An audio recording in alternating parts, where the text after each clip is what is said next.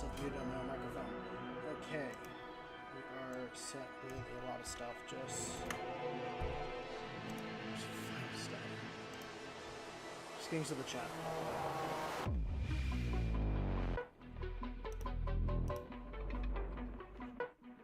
Should be fine there. Yeah.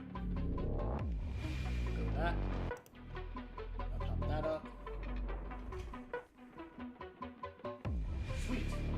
So, I am actually excited for this because I'm looking forward to being this Tyranid again. Continue with the simulator. I was kind of going through all the high free colors and stuff like that. I kind of realize I'm building very similar to High Fleet Ouroboros. They're just black and blue. I think this will be my own little twist on it with the brown armor. I like Ouroboros' colors. Even though I already have like black and blue Space Marines, I like black and blue. I'm gonna stick with it, but I'm not gonna redo like all the armor on this guy. I'm gonna keep going with what I got going. I just might brighten the blue up a little bit more. I hope the quality's a bit better. I did some testing earlier trying to get the quality of everything looking a little better. I think the only way I could was shrinking the video down. And I can definitely hold things up a little bit higher. But I have to remember where I was with everything. I was going through with Burgundy Brown, I remember. I'm trying to darken up where the armor overlapped. And then I was going to go in with Oak Brown, where it was still that lighter brown color. I think that is where I'm at with stuff and what I'll do.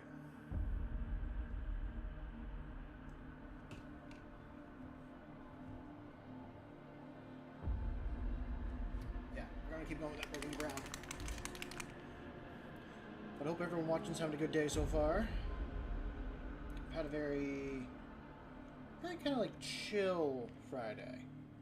Nothing too crazy. I've just been enjoying it all.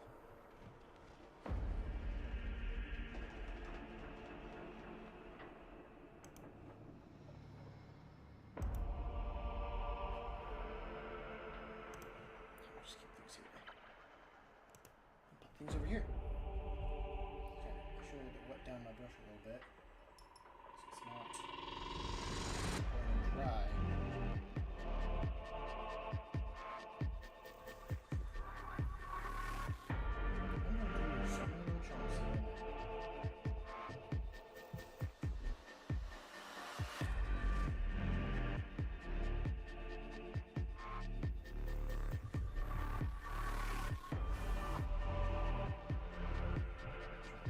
it's not going dry.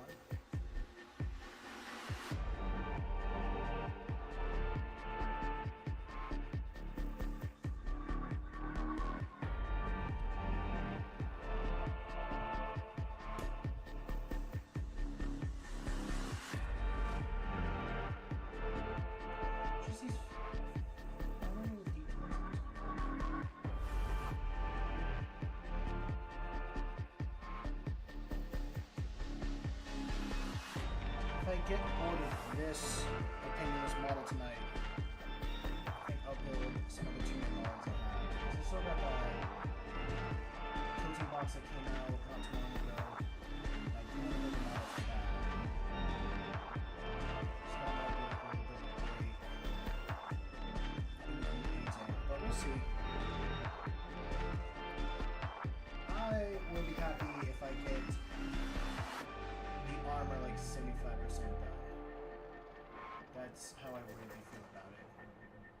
Not that I really feel, I just realized how long these models are actually. This is also my good centerpiece model. I wish this could be the Warlord from the army. I could run him as a Hive Tyrant, and then he could run as the Warlord. That would kind of be a fun thing to do.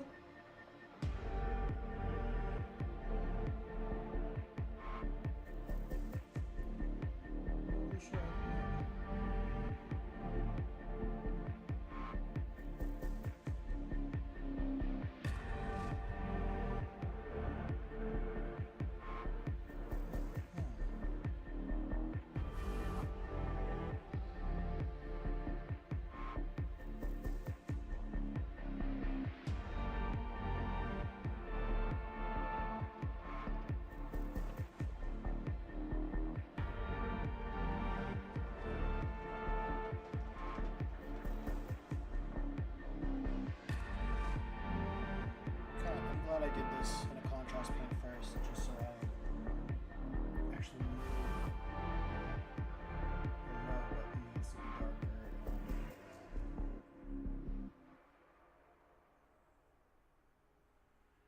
Also saves me on having to paint as much.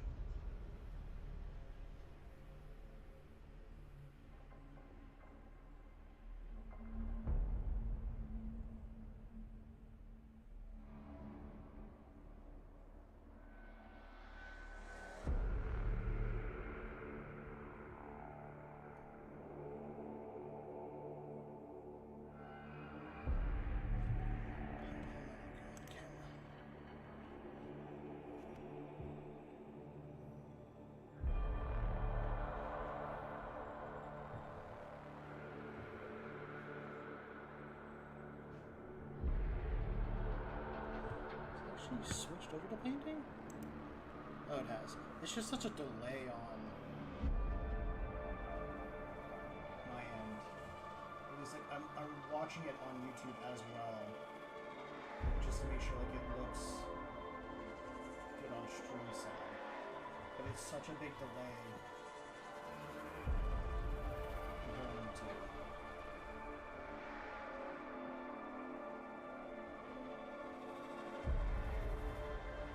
Keep thinking on a Hive Fleet or a Boros. I like that. I like the name. I know it references the snake eating its own tail. And I kind of like that for the Tyranids in general, because they eat everything. And some Hive Fleets do eat other Hive Fleets, which I wanted a Hive Fleet that did that.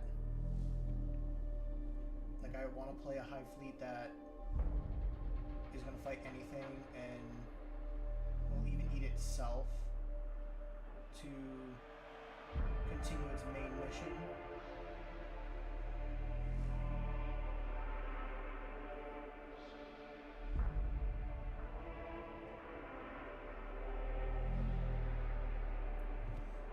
I don't know, I like those little story elements to it.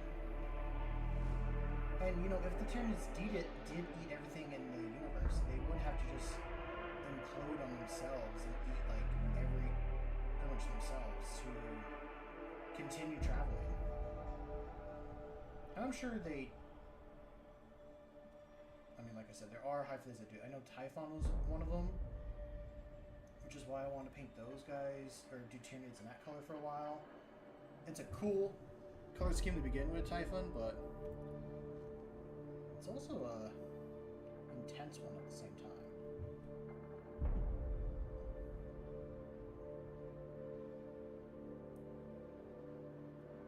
Because you got the head that's purple, like a tan purple color, light blue, and then black. Like it's pretty intense in some of the colors.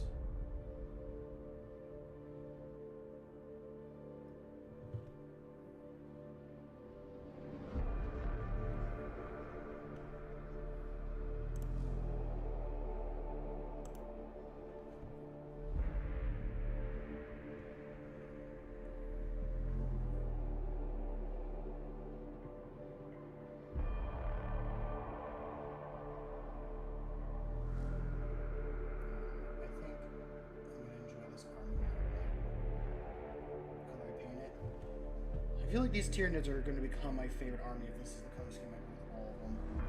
I do have that like introduction blocks that I should paint.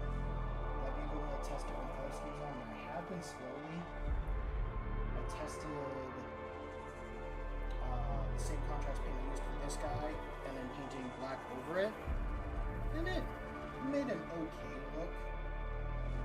But I think for the little guys, I'm going to do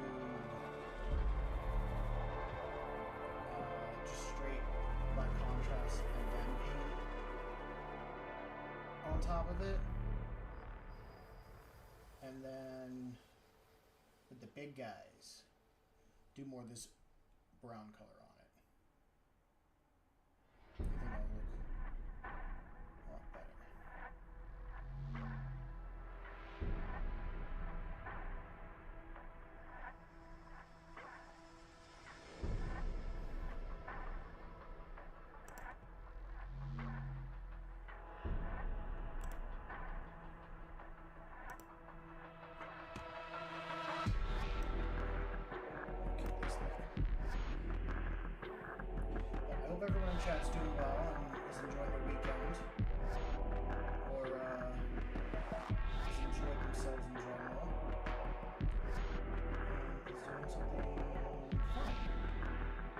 be something for themselves.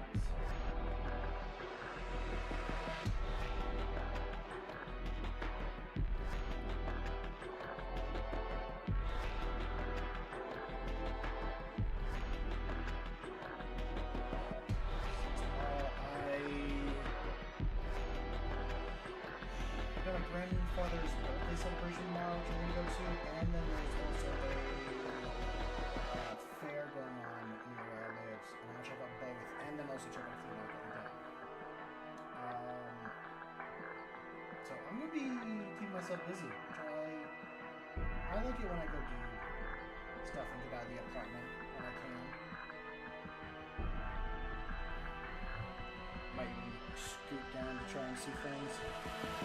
Next weekend I'm more excited for because I'm going to a Renaissance fair on Saturday, which I was going to say anyways, I'm probably going to end up switching from Saturdays to a different day just because scheduled friends and stuff works a little different. I'll cross that bridge when I get there and there's another schedule on Facebook. YouTube, I'm actually on Facebook.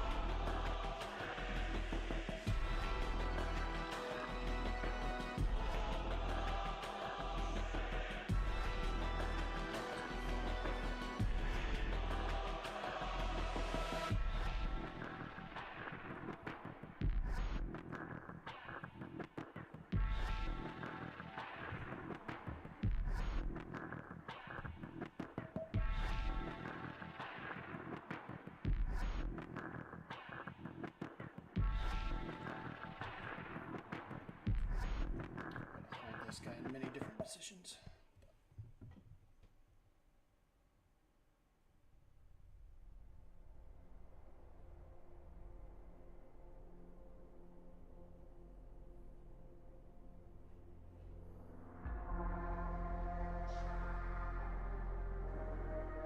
And listen, I'm also tempted to paint these guys on another color scheme. This is a game that I want to play. I'll probably play tomorrow with a friend if he's around. I gotta play Monster Hunter Wilds, and I've never fought this monster, but the first time I saw him in a cutscene and interact, I fell in love with this guy. I want to fight a Lagiacrus so bad in Monster Hunter Wild. I know he came out in 3, I bought Monster Hunter 3 to fight him, but I never got to that point. So, I'm gonna play Wild to get to the point of actually fighting him. And getting his armor. I want to do that so bad. But I love Lagiacrus' his colors, and I love the way he looks in the trailer for 3. And I saw his introduction in Wilds. I mean, Rathalos is a very cool monster. I love fighting Rathalos, and I'm saying that because Rathalos is in those cutscenes, but in the cutscene I saw, the fact that just like shrugs off a fire blast from Rathalos and like that. That's just cool in general. And he's got 3 like cool color schemes to begin with. I know the one I like the most is the Abyssal. It's like black with a light green color bits, and it's just almost a royal base.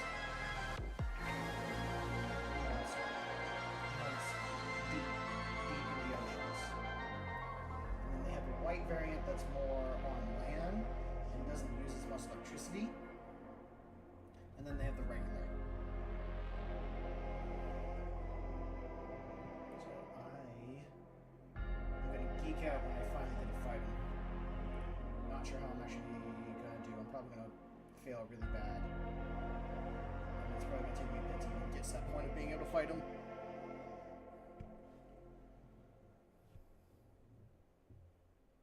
I'm looking at the camera as well to see how it turns out. My eyes. This guy's not looking too bad.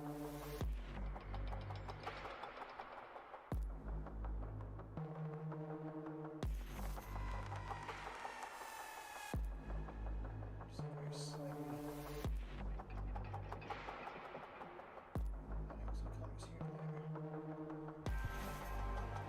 I do want to build the variant of this guy. I think it's the Assimilator, it's the Emissary.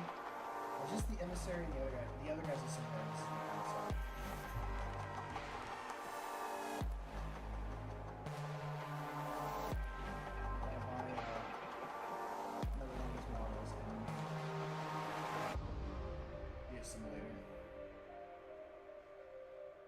I've seen some cool 3D prints on Etsy of different ones for these guys too.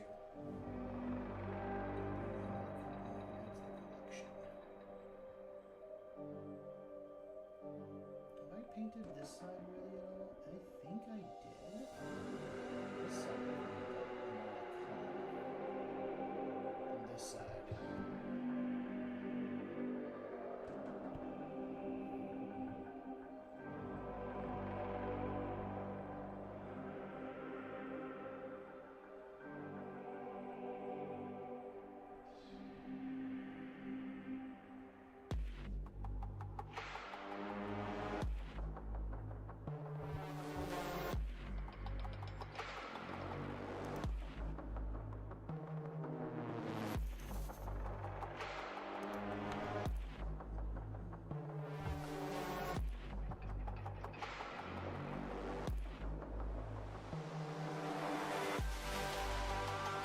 What I'm trying to do is see these spots that are really kind of shiny, just like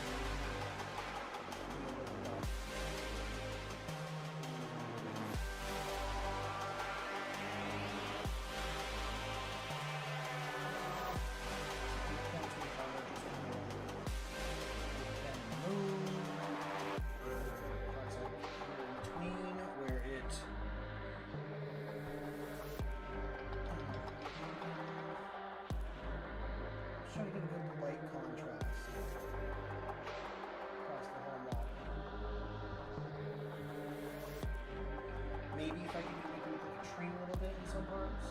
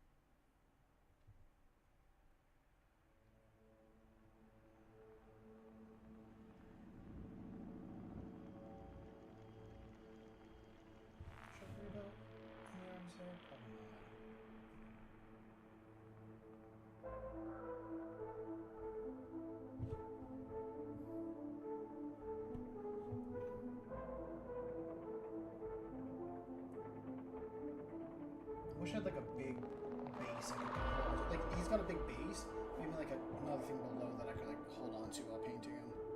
But he is big enough that I don't need to have another thing to grab onto. I just don't want to touch the wall. I'm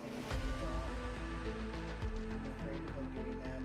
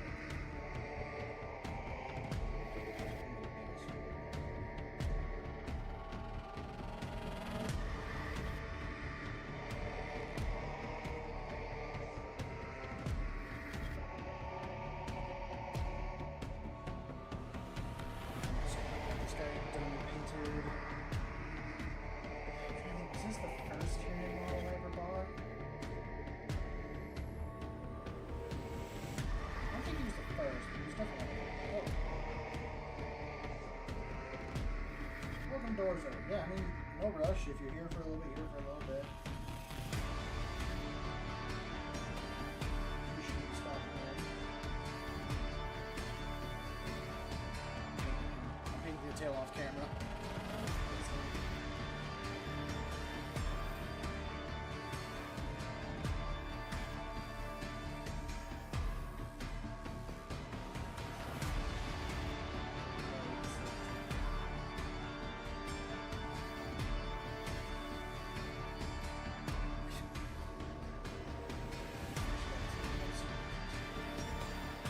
It's so big, I can't even keep on the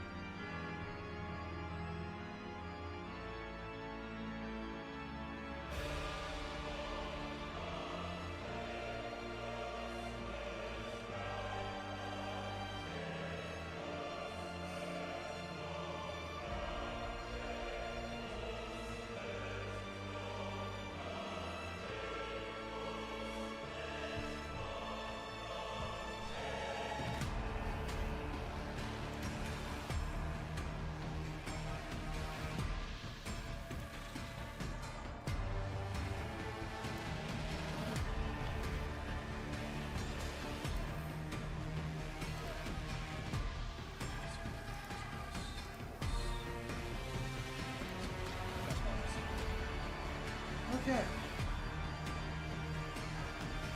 I actually want to mix the next two colors together. So we're going to go into the oak brown. Very red brown compared to the burgundy. I was hoping to see some of the ledges. I'll actually mix these two colors together. And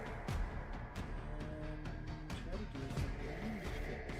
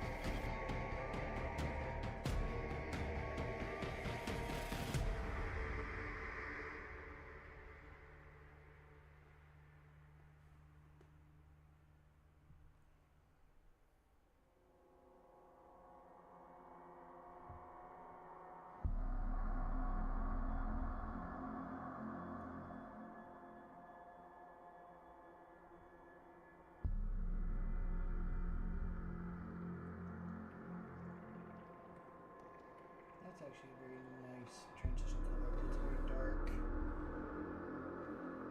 It's like a reddish brown. It's actually going to transition very nicely.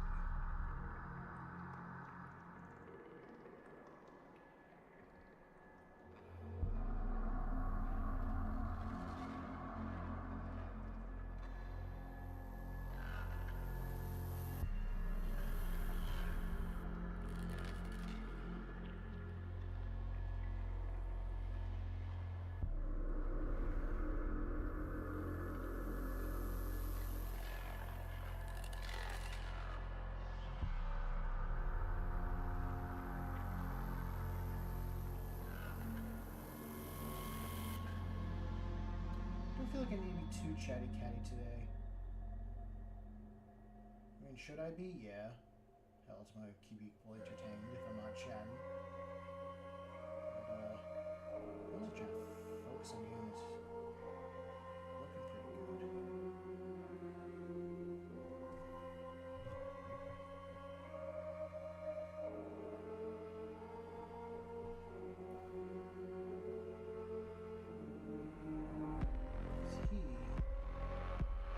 I should say it. This is like a piece of I have to sit on my shelf for quite a while.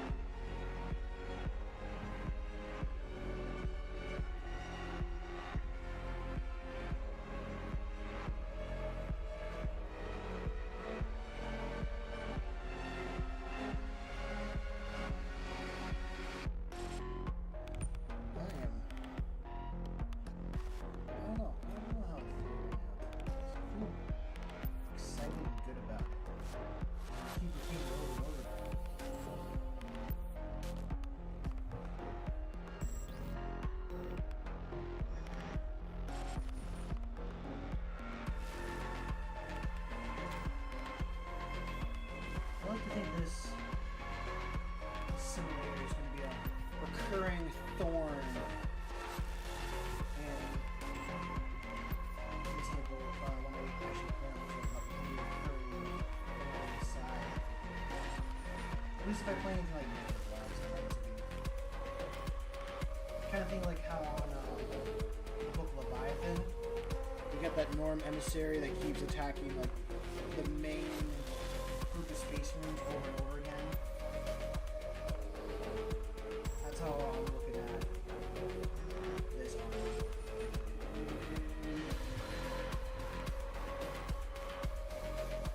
I don't know, just this particular model.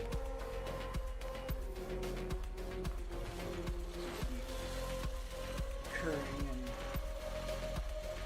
that does it for me. Things like a Kill Team game where I like playing this model, but my opponent has to try and take me out as quick as possible before I get one specific character or like one specific objective with this guy. It's not the pure oak red color yet. It is a mixture between that burgundy brown and the oak brown.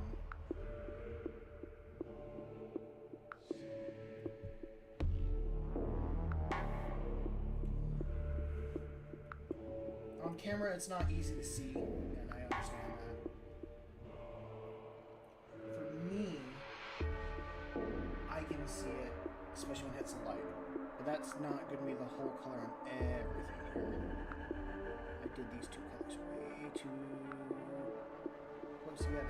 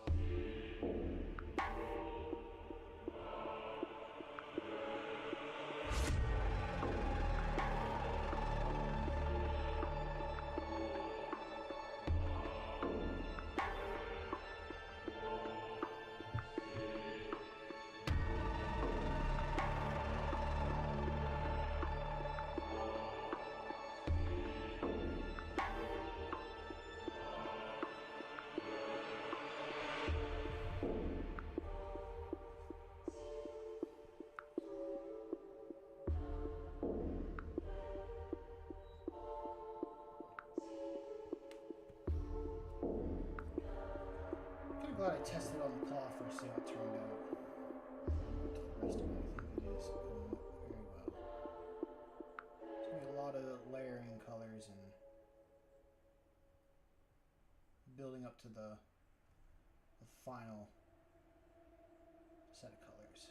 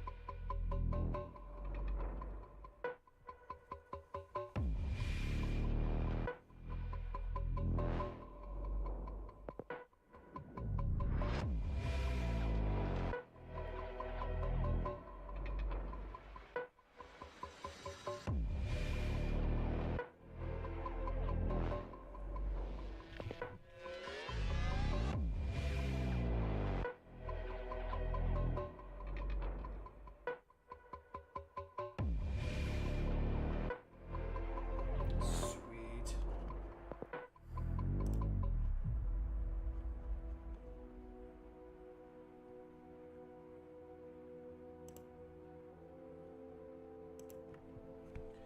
Okay.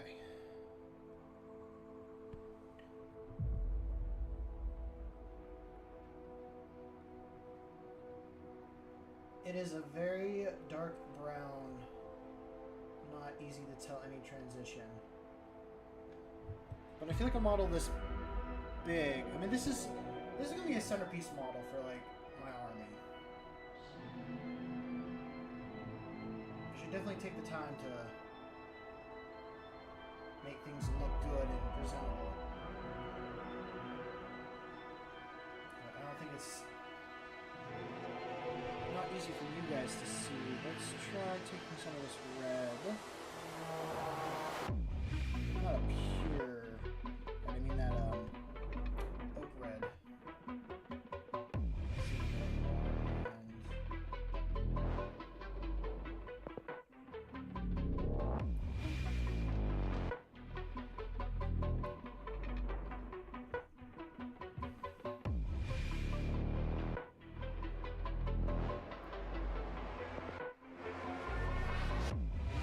I want to give them a metallic sheen near the tip of the claw.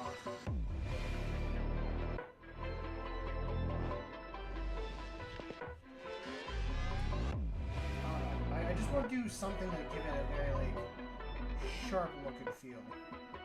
Like this claw is like razor enough to cut through. I want to say to be able to cut through a Primarch. It can easily cut through a Space Marine. But I want to give it that feel of like, oh, this is going to cut through like Gilliman or the Lion himself. It is a big bug. It is my Norm Emissary. I am happy to be painting this guy up. One of the first Tyranid models I bought after getting the Inductionary box.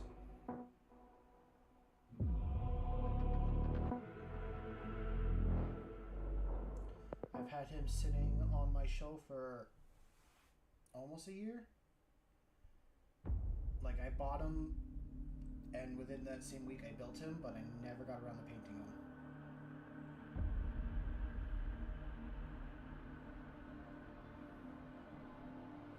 So I'm just spending a bit of time on his claw.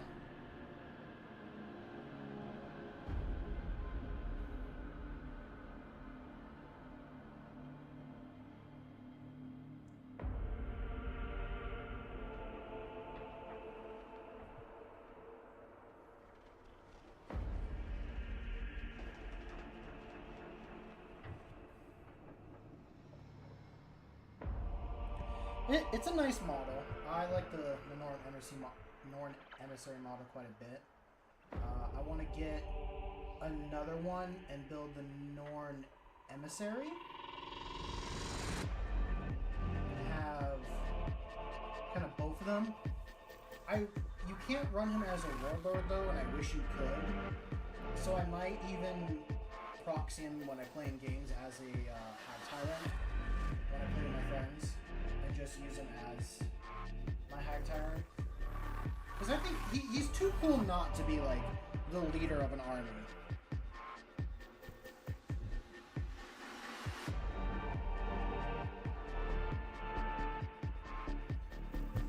That's not saying I don't have a High Tyrant model. I do. I just like this guy a little bit more.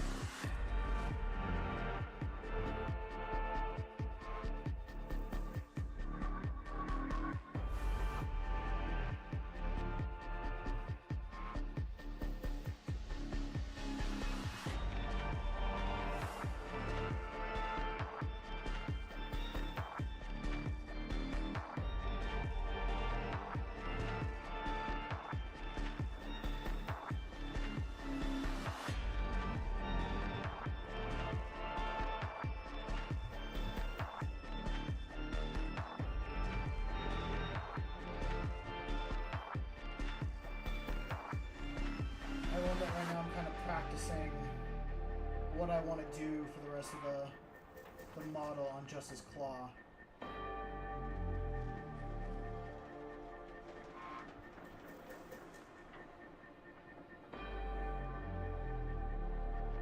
I do think I'd do a brighter brown or another color on the end, but I think for the rest of him, it's a very subtle transition from like the dark to the red at the tip. It's not easy to see on camera. Let's see if I can actually get it to like show at all. Not really, it just looks brown. I mean, you can kind of see it on the tip if the light hits it right, but that's the hard part of doing like just a very dark browns. I could add like I do have a light brown. I could add that to it, but or I could add a more red color. I feel like adding a red would really, like adding more red to the brown would really kind of give it a more nice sharp look.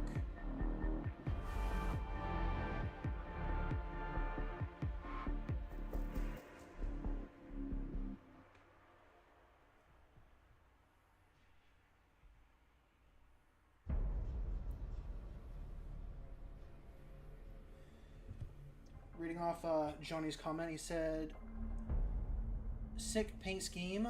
Just built my first NIDs today. Looking forward to getting some paint on them." Thank you.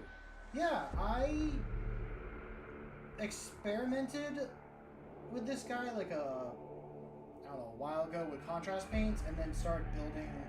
I experimented with like a blue contrast paint and the brown contrast paint, and now I'm just kind of going over with other browns to build up. I think I wanted to do a Typhon, High Fleet Typhon scheme, but that's such a big project, I will say, for paint scheme. It's like, oh, the head's brown and the rest of it's blue and then black on the back. I think I'm gonna like run this guy or run these models as High Fleet Ouroboros. I like the idea of these guys attacking everything, even other Tyranids. So building a model that's going to eat like everything, just kind of, or building armor that's just going to eat everything, just kind of seems worth it when you're doing Tyranids.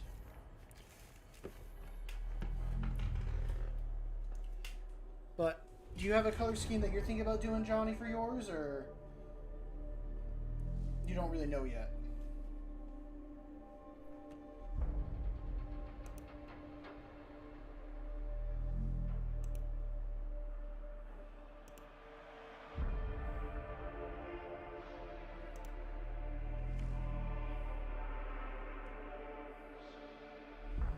gotta take these two browns, put them in their own spot, and actually mix them together to give me the color I want.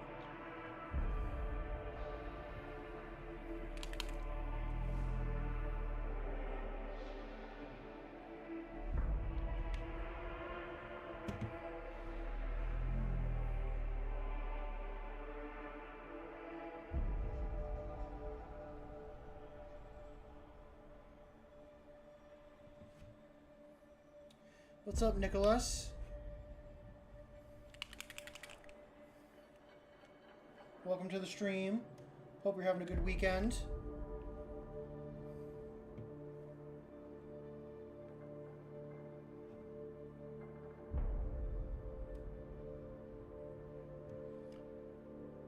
Okay, reading off of what Johnny said. Thinking of doing Leviathan, but a friend of mine is doing his as Xenomorphs. So if that comes out, well, I might join him. Honestly, that's fair enough. The Tyranids and Xenomorphs are so similar in kind of like look and I want to say idea wise, like just being aliens that infect and all that stuff. I think Xenomorph would be really cool. You can almost do it as like an Xbox style paint scheme, and what I'm thinking is it's mostly black, but then you do like green around the mouth or any other parts, like for the guns and like the inner stuff where it glows. So using this guy as an example, I'm gonna do green like where the brain and stuff sticks out. So you could just do that as a green for their acid blood. And going over to Nicholas, he says, "Hate how I missed the last two." Some of the last two streams. I mean, you're fine. If people can make it to the streams, they can. I don't hold it against people at all. I have a schedule now, and I try to post it on either Sunday or Monday here on YouTube. I'm not sure about this week though. I'm still sticking with Tuesday as my stream day. But for the second one, I'm probably gonna move it from Saturday to Friday. But it also depends on some friends' schedules. Because my friends that I normally game with and stuff, the schedules have been kind of shaken up a little bit. So I have to figure out all that. I do want to do a third day on here, but I think if I'm going to do a third day, it won't be painting, it might be gaming, or now that I have a workshop kind of set up, or getting a workshop set up, I might do some live streams while like doing some blacksmithing stuff, or working on cosplay stuff. Just kind of depending on how things go. So, other than that, yeah. Being a busy adult, it's not fun, but I'm glad I get to sit here and chat with everybody and paint up my big bug. I love painting my big bug.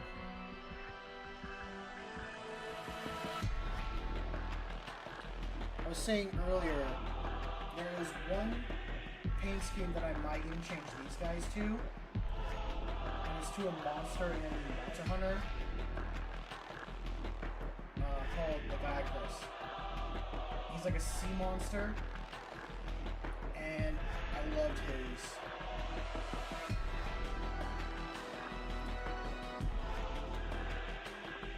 Finished what thing?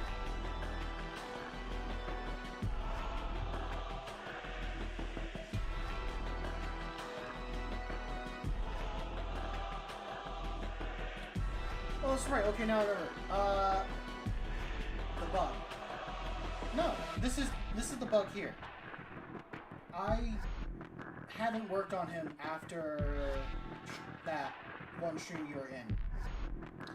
If I'm doing something on stream, I don't like to do it off stream because that doesn't seem fair to anyone that's been here and like watching it, like watching the whole beginning of painting process to last.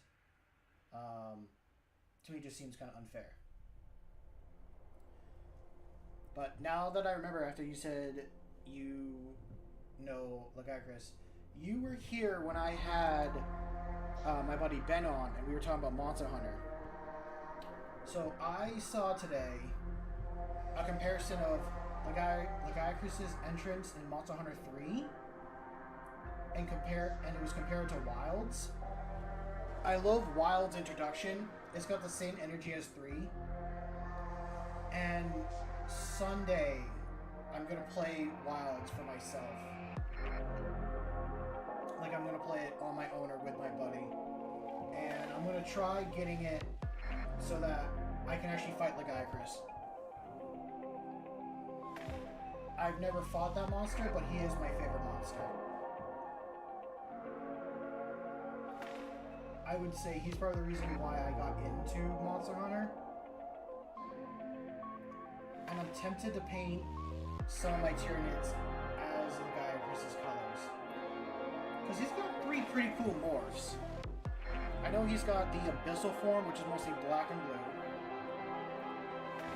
He's got his regular colors, which is blue with like a cream color underneath and orange horns. Which I think that'd be cool to do.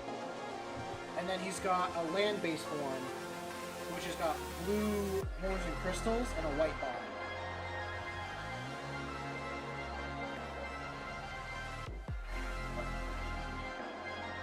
Yeah, don't spoil it. I want to see the fight for myself. I'm talking way louder because the music is so much louder in my ears. I gotta turn this down for myself. Oh. It's also why I kind of keep one headphone off my ear.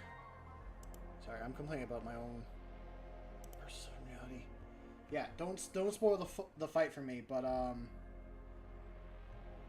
don't know. I get influenced by different color schemes and stuff all the time.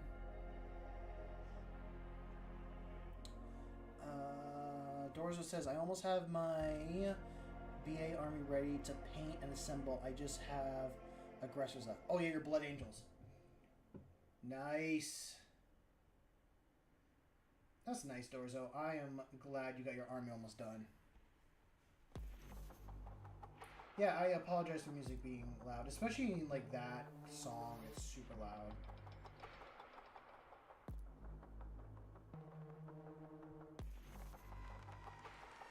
Yeah, if there are like things that are too loud or don't sound good, I'd like people just to let me know so I can fix it.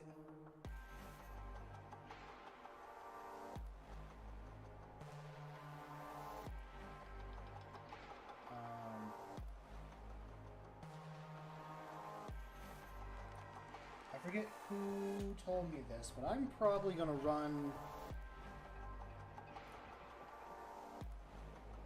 Oh, nice. You know, talking about Necrons, I got some Necron models because I finished the Infinite and Divine, and I got influenced to be like, I will admit, I want to get Necron models for a while, but because I already have so many armies, I don't want to start another one. So, what I got for myself for Necrons is I got the Necron kill team here. And I'm going to probably kit bash this guy and the Immortal in the kill team. I'm going to steal bits. Let's see. I'm going to take this guy. What is he called? He's called a Technomancer. I'm going to make him have the head of this guy, but change out the bug he's flying on to one of these bugs. And then I'm going to make the Immortal probably have the body of this Destroyer and run that as a kill team. But that's at a different point. But Necrons are some really cool models. Ooh, nice. I like Trazen. He is my favorite Necron. Him and Orikin's... him and Orikin's interactions through the book honestly made it really nice. Orokin is a cool character, but I like Trazen's personality a lot more. I liked following... Like, Trazen's mindset is honestly... like, how I look at Warhammer. If I ever get a Trazen model, I have a few ideas on what I want to do. I want to build him a diorama. But I almost want to put him, like, in his own little Tesseract cube. So, like, how he puts everyone else in cubes and adds them to, like, collections. Because I think his favorite moments are... or his favorite thing to collect are moments in history. So, like, where he steals people in battle and stuff like that. It's a good book. I kind of wish we had the Elves on Dinosaurs as an actual army. I know people have kit-bashed, they've kit-bashed the Lizardmen with elves to make armies. I think when someone did that, it actually won like a golden demon or something like that. But don't quote me on it because I don't know.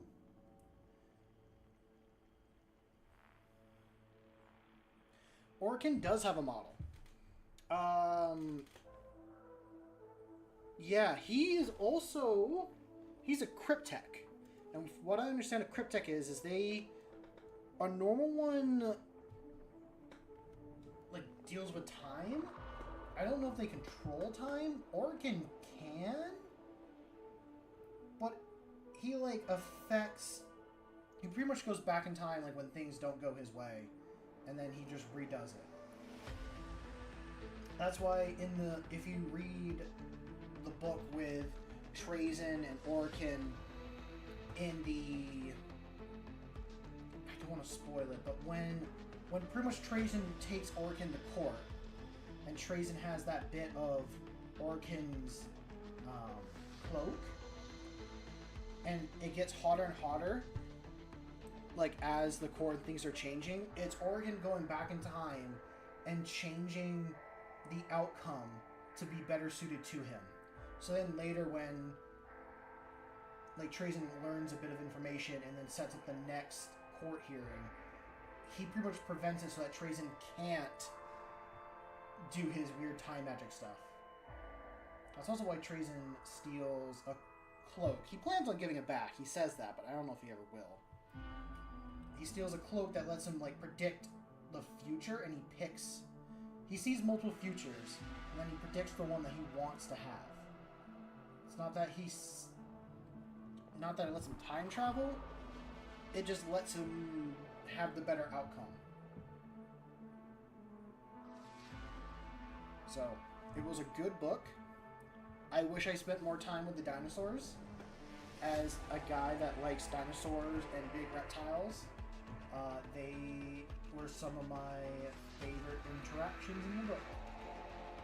I felt really bad for the planet.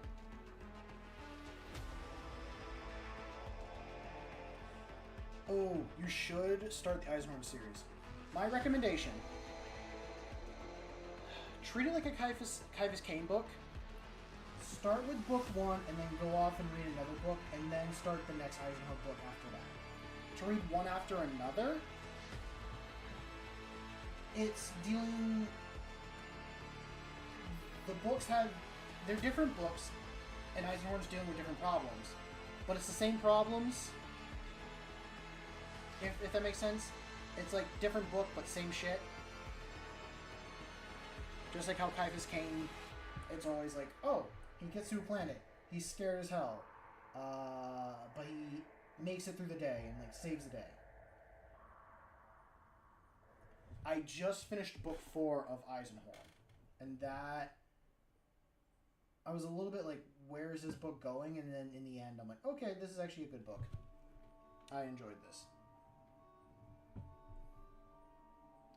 So, Eisenhorn books are good. I guess I'm just saying don't binge them in one sitting.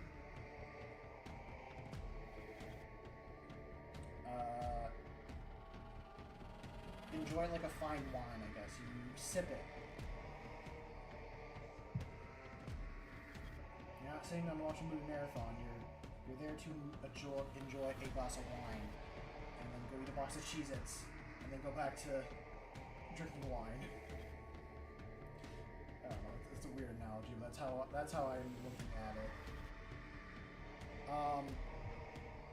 Hannibal's not here. I was gonna say with Hannibal, I wanted to show some stuff because I did do some work on the Inquisitor cosplay. I started working on the Inquisitor Rosette, pretty much their badge of office. I went through and I started to make that. I don't have that here at my desk. It's in my vehicle. I do want to run out and get it, but I don't want to leave you guys here on your own. I'll describe what I did. I took a piece of brass and a Sharpie, and I marked out the rough shape of the rosette, which is like an eye.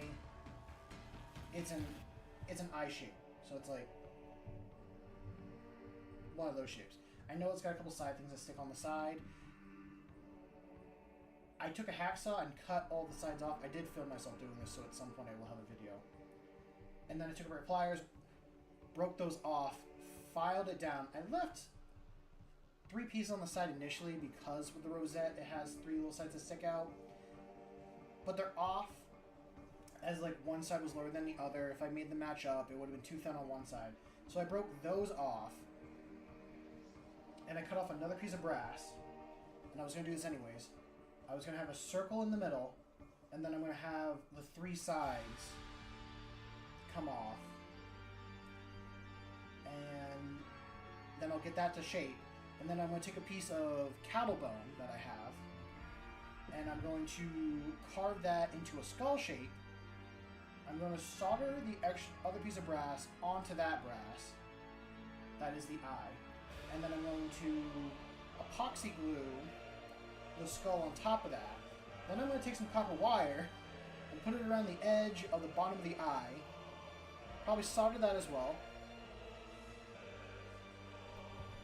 Okay.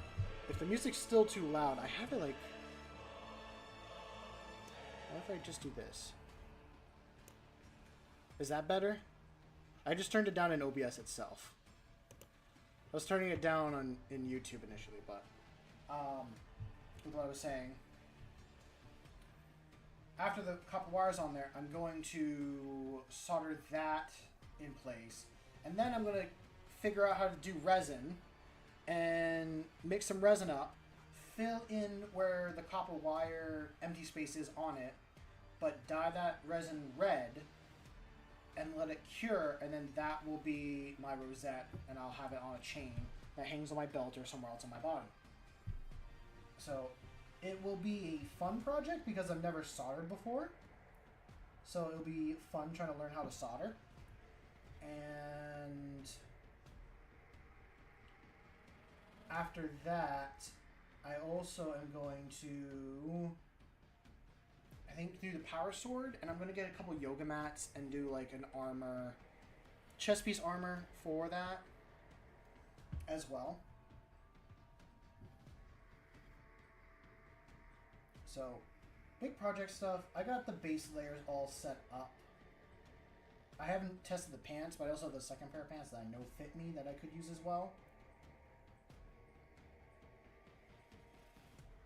I also found some old books on the side of the road. Like, they got weather damaged and they started to get a little bit of mold on it. The idea is I'm going to take the pages out from the center of them, re-add the, make my own pages to it, and get the mold off them.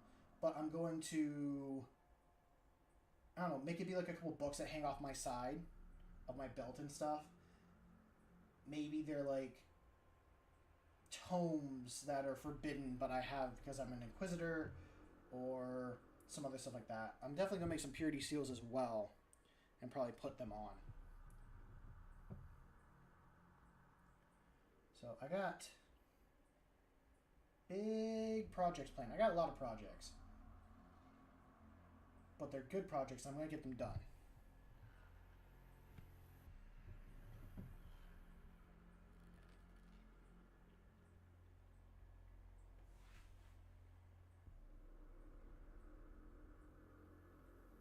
Yeah, I was asking about soldering with one of my coworkers, asking if he's done it or not. And I mean, the worst thing I do if it doesn't work, I will just like do epoxy on it, like talking about to brass a brass. I just didn't want it to break, so I could try soldering or I could try welding. But welding brass, I've never really heard about it. I've not done a lot of welding, so it's not something I just want to try right off the bat. But where if I do more stuff, because I have other projects I want to do. I want to make a floating servo skull. I've been thinking of names to call it, but I want to make like I want to take a drone or like a kid's floating toy and combine it with like a Halloween skull and make like a servo skull that flies around. And with the power sword, or with the sword, because I am going to make a sword as well to go with it. A friend of mine was like, "Hey, we should get some of those neon light strips and put it in the sword so that it lights up like a power sword." And I'm like, you know what? Yeah, we'll do that. It's gonna be a lot of work. Not something I wanted to do right away, but I'm like, you know what? I want to learn how to do coding, I guess, in a way, like for some stuff. So, what does Drew say? You put your bonding on it, solder one tip at the beginning of your wire in, and then solder together. Okay. I mean, I'm also going to look up videos on how to do soldering as well. I'm not just going to go in blind and randomly do it. Normally I do go in blind with a lot of stuff, but when it comes to, like, I want something that looks good, and I want to also do, like, nice looking stuff for myself.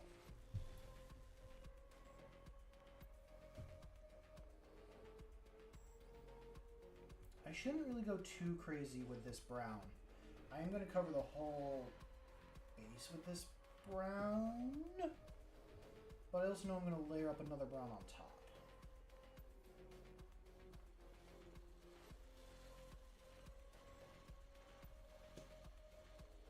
So, initially I was going to do this all in a buddy's garage, but it is a lot further of a drive for me than I'd like it to be. So I might be doing this at... Oh no, I will be doing all this stuff at a different location. It's going to be a little more janky than in my friend's garage, but it'll be fine. Definitely taking the safety precautions that I need to with it. Oh, hold on.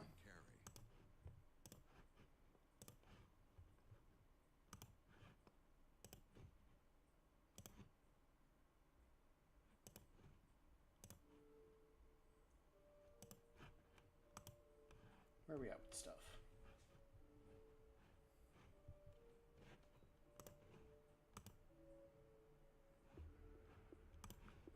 I know I talk about a lot of projects I want to do on the channel and things like that.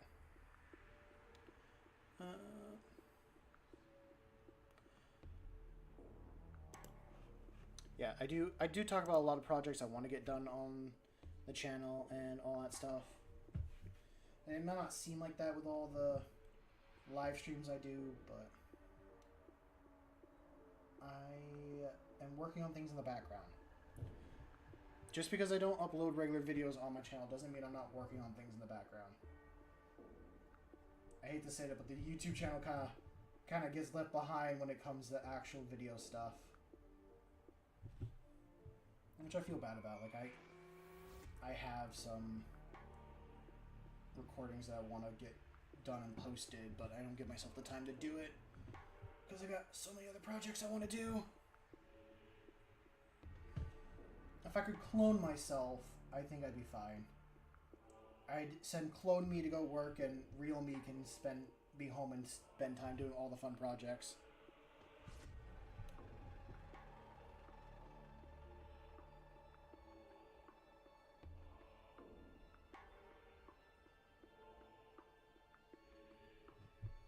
think that's the case with most people, and reality is that we all want to be home or doing things we'd rather be doing for fun and off adulting.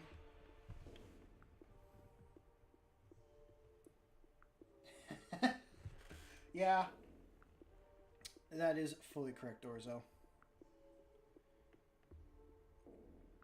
It's tough. I should do some painting like off stream just for myself with armies that I have, and get them done. I have not played on the tabletop in like a month or so. I just haven't really wanted to go and play in person in a bit. I mean, every time I do play too, I get my ass kicked. So it makes it not fun. I'd rather play with like my friends and stuff that I could actually try getting into it, but not seeing the community that around me isn't friendly. Like, they're a very welcoming community.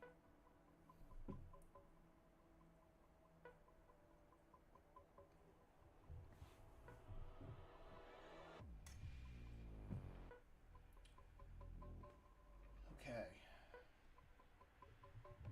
Yeah, I could probably complete the inside part of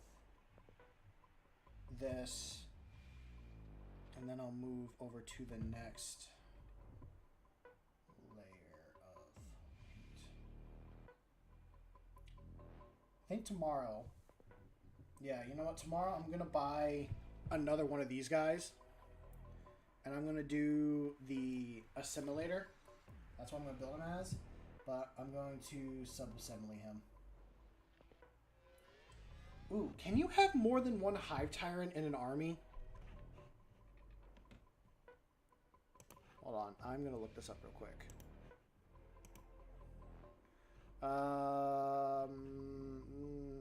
Should I, or should I stay focused on painting? I should probably stay focused on painting. Sorry, I'm being very...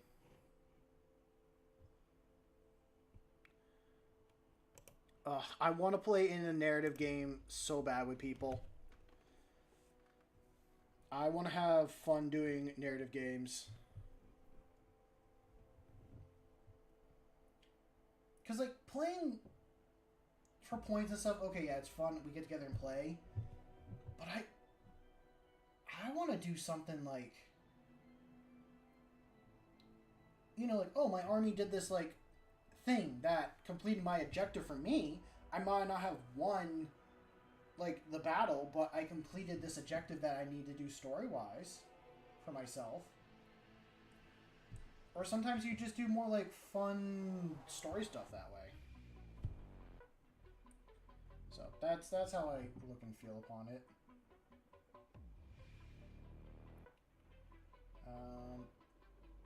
Let's see.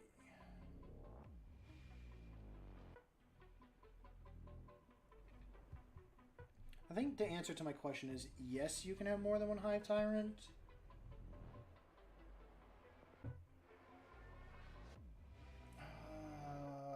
It's gonna bug me.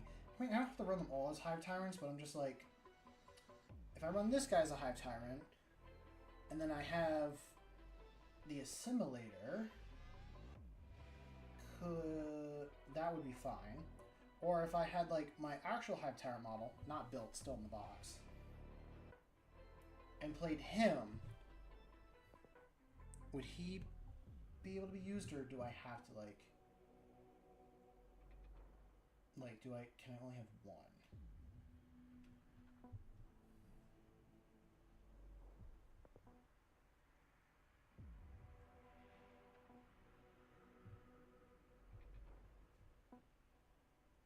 Star Quest. Okay. I was going to ask you what Star Quest was, but now I'm going to take a look. I'm also tempted to, like, if I got a big enough community, like, in the Discord and stuff, or just in general, I'd be interested in trying, like, a narrative way with that group of people. I know there's Tabletop Simulator and all that. I've not used it, nor do I know how to, but, hold on. Star Quest.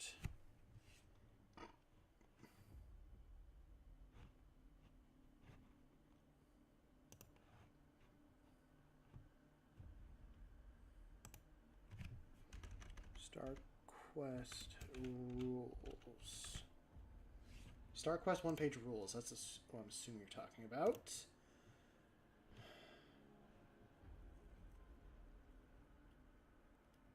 Oh.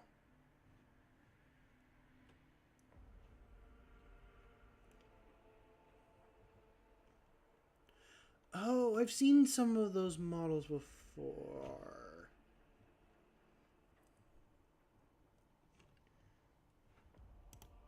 Okay, interesting, interesting.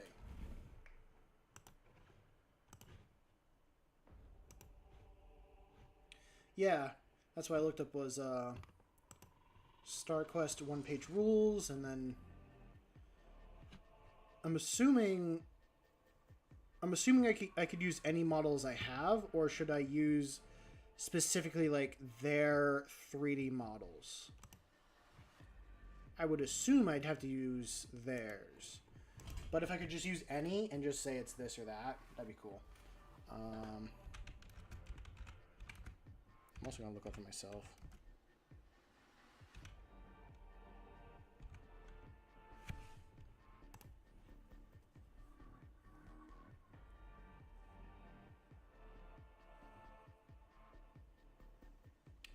Okay, that answers my question.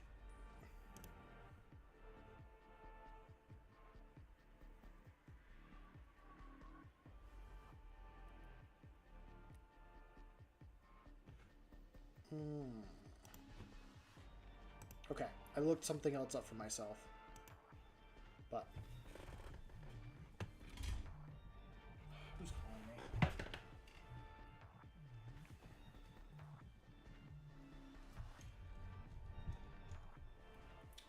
One sec, I gotta move you guys over to be right back and answer this phone call.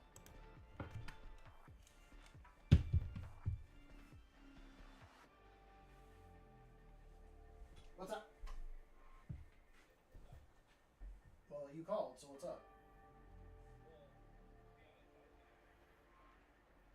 I did this morning. I have no idea, like, what happened or anything like that. Sean messaged me as well if I heard about it. Ah, to be honest, that's what I, yeah. I mean, to be honest, that's kind of what I.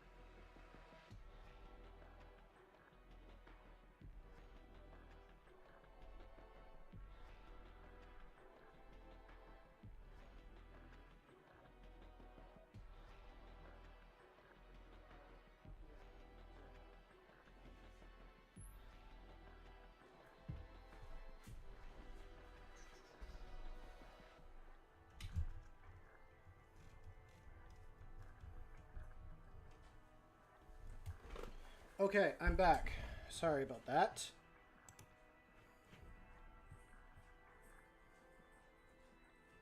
No, I realized I wasn't muted. I didn't think I'd be on the phone as long as I was. So...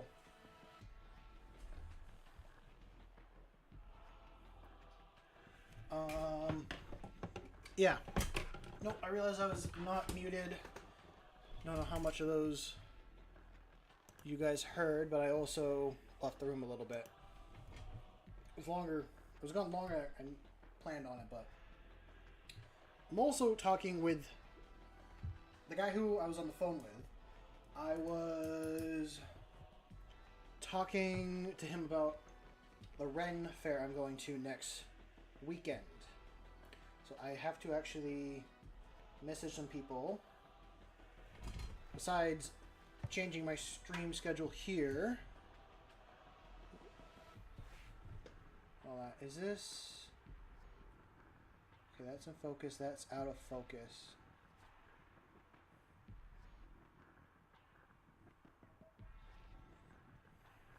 I gotta tap it to try and...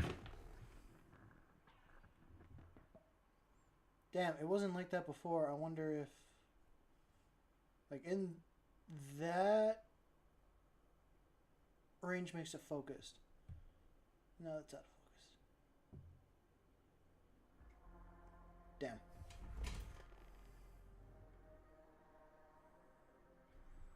Let's see if I can... give me a second. I'm gonna mess with it technically.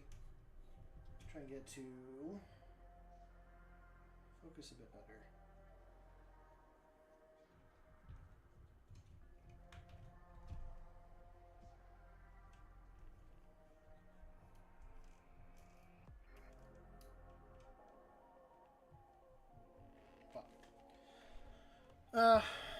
Well, I apologize for it being a little blurry. I will definitely try to hold it up better to the camera. And go from there.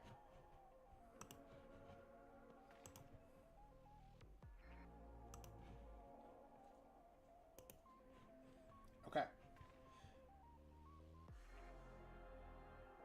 Let's get back to it.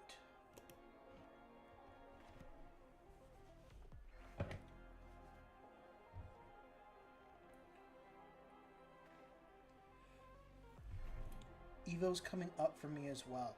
Oh yeah, that's right. You got the gaming tournament that you were talking about going to. So yeah, that's exciting. Can't wait to hear about that when you get back from that.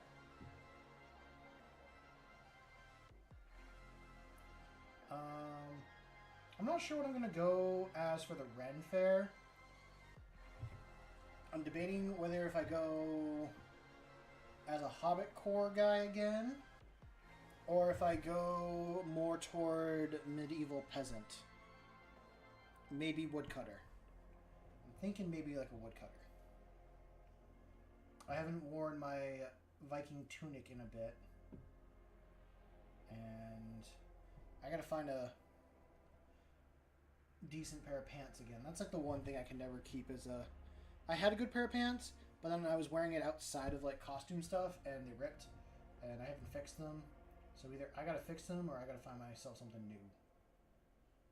I'm more apt to find myself something new and go from there.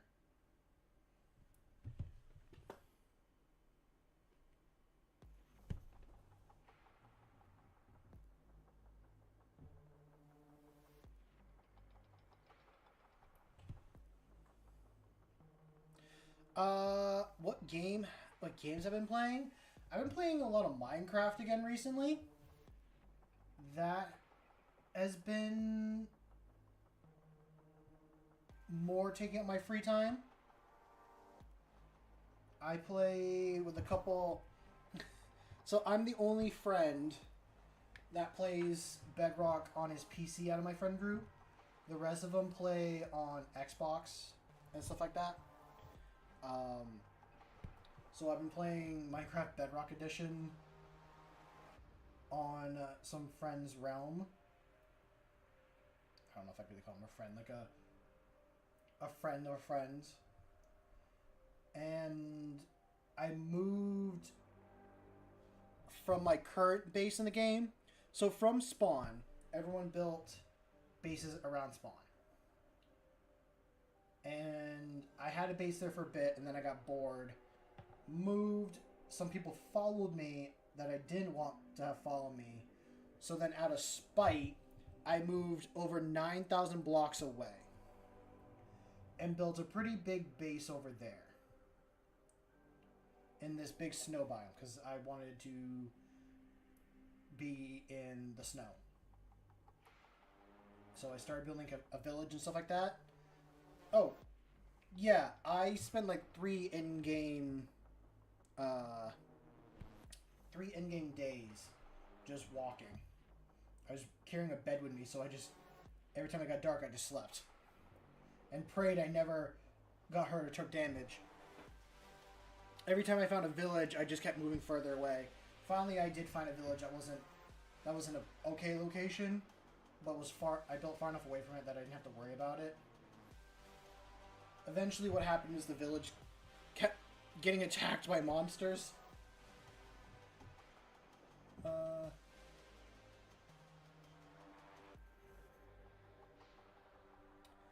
Okay, I'm reading off Dorzo's message before I continue my thought.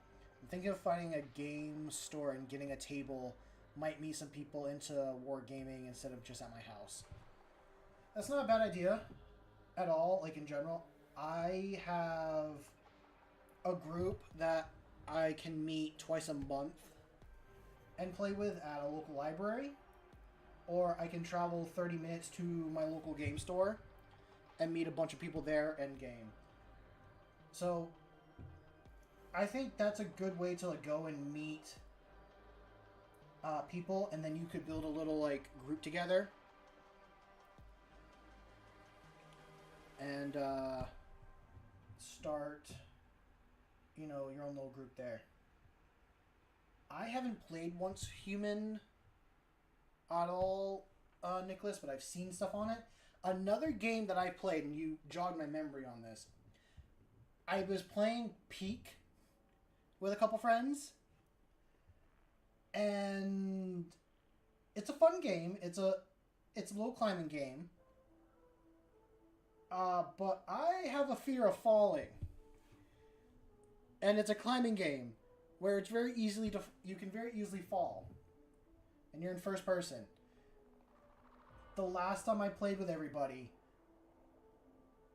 I got so scared and stressed that my heart was actually beating and my hands were super sweaty. Twice, my entire group died, and it was just me by myself. So I had 3 ghosts floating behind me and coaching me how to climb. I was stuck in a spot with not enough stamina to get up. Luckily, I had an energy drink, which just makes you climb faster.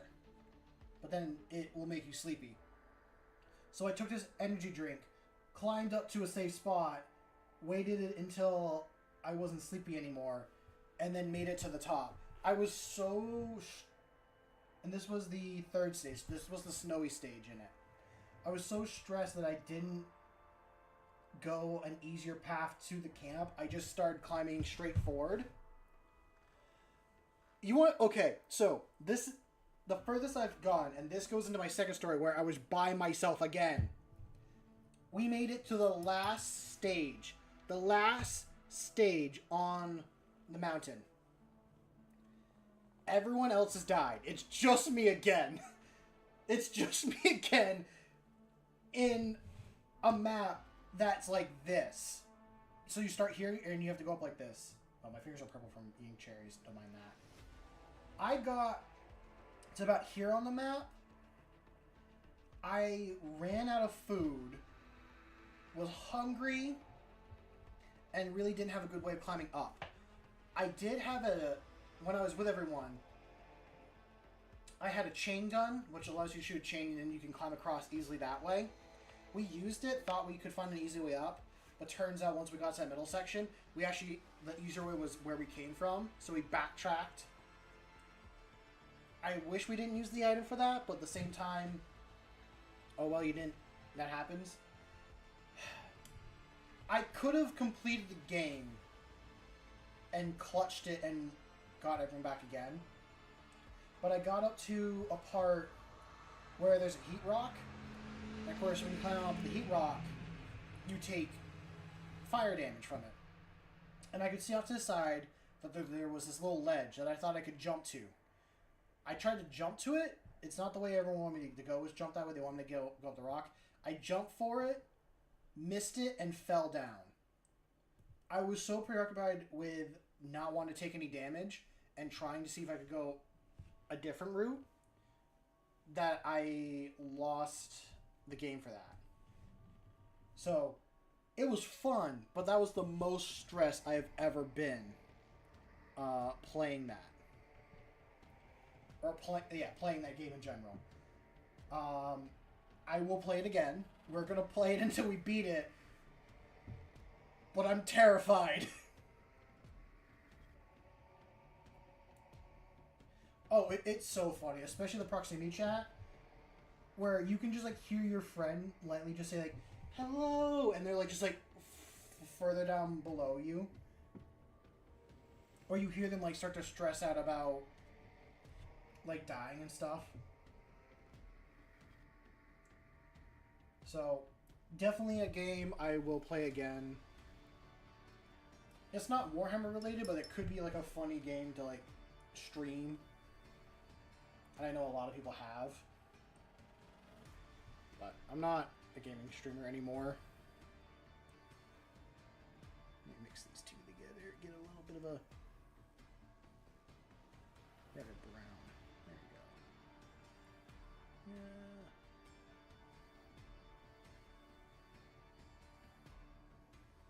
No. And I didn't know that was a thing until today. Not something you told me. I just saw, like, I thought it was a mod that people could get the Scoutmaster. That's a thing you can spawn? I don't like that. Because I've seen what he does to people.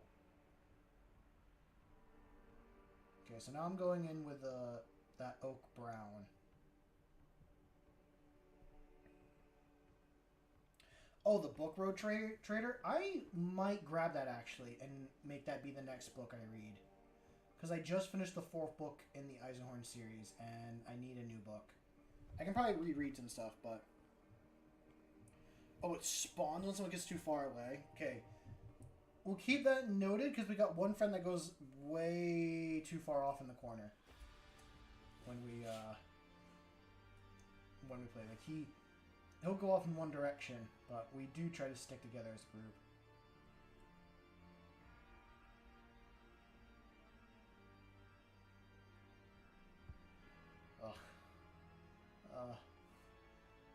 I'm thinking about the game and I'm already sitting here starting to stress. Oh, the Game Road Trader. I want to play the game as well.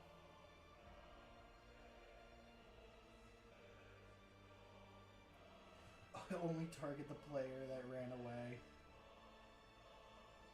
Well, then he's on his own. Yeah, I want to play Rogue Trader. I played Baldur's Gate. Yeah, that's what I heard. It's like Baldur's Gate with the combat and stuff. I want to play it. It came out at such it came out at a bad time because it came out when Baldur's Gate came out as well, correct? So it would have been, from what I heard, like a good game on its own, but because Baldur's Gate came out at just the same time, it got outshined by that. Which, I mean, I don't blame Baldur's Gate. Baldur's Gate's a really good game.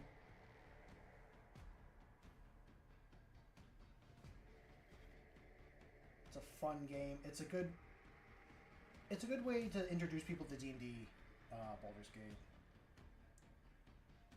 I think with Rogue Trader, you can play with friends and stuff like that as well. You just wouldn't be able to use the companions like in Baldur's Gate. You just can't use the ones from Rogue Trader. I got one buddy I would play that with. He wants me to play Dark Tide with him as well. Move this closer. Dorzo says, Baldur's Gate 3, I got to Act 3, no party members, but got soft locked. Oh. Oh, that's tough. God, how do you play the game with no party members? That's gotta be, like, really hard to do. Will that focus at all? Or not really? It'll focus about there. God, why are you... so weird.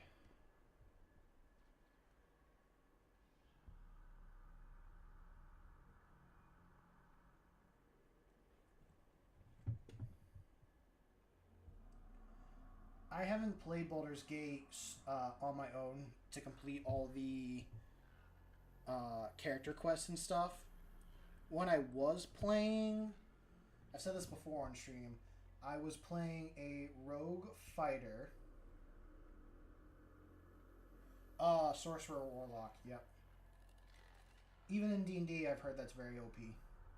I've not played that class combination, but I've heard it is very OP. Because, I mean, as Warlock, at least for D&D, you get your spell slots back on a short rest. You get them all back.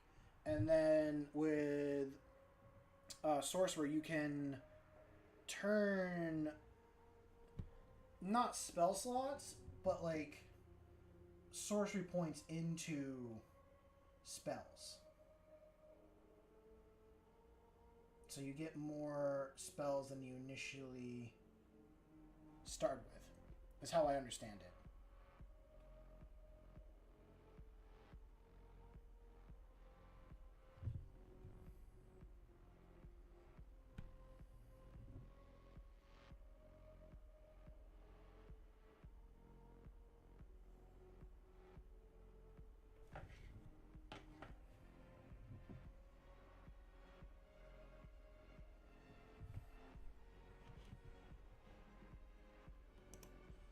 I don't know. Would people like to see that be a thing? Like, would people want to see a Rogue Trader gameplay or like a peak gameplay as well?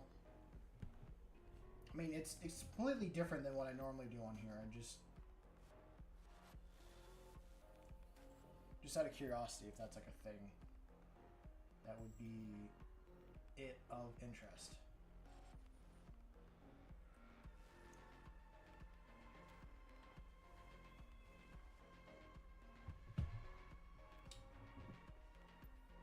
Okay, so I was right. Dorzo clarified what I was thinking you did with Warlock. And Nicholas says yes to my, like, seeing other things than just mini painting on the channel. I feel like if I was to do gaming streams again, I should do it on a different channel than just this, because it's not good to do multiple things on, like, one channel. It just makes it more confusing.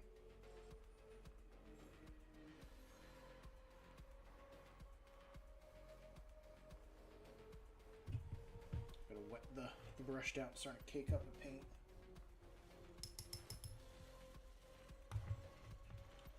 Oh, for those that kind of care and were here for the painting competition, the scoring has been complete. The judges are going through, but I know where I placed. I didn't score extremely high, but I scored into the 4th bracket with like 6 other people.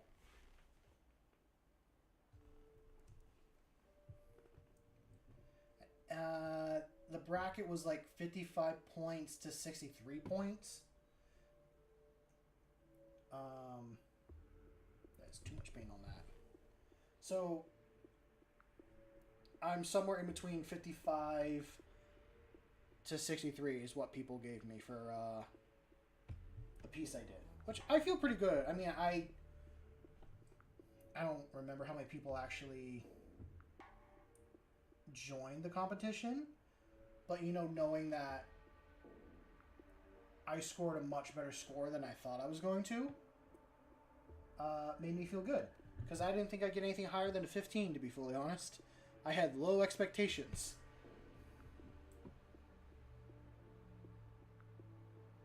But I am happy with what I got. I did kind of misunderstood it. I thought, like...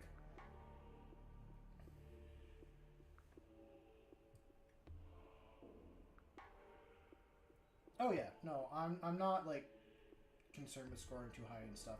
I did misunderstood it, I think, as, like, fourth bracket was, like, fourth place. But no, it's just like, oh, you are, like, within the top 10 or top, like, 20 or something. I don't know. But I'll know by tomorrow who won and stuff, and I'm kind of excited to see who won. Because there were some really good painters in the competition.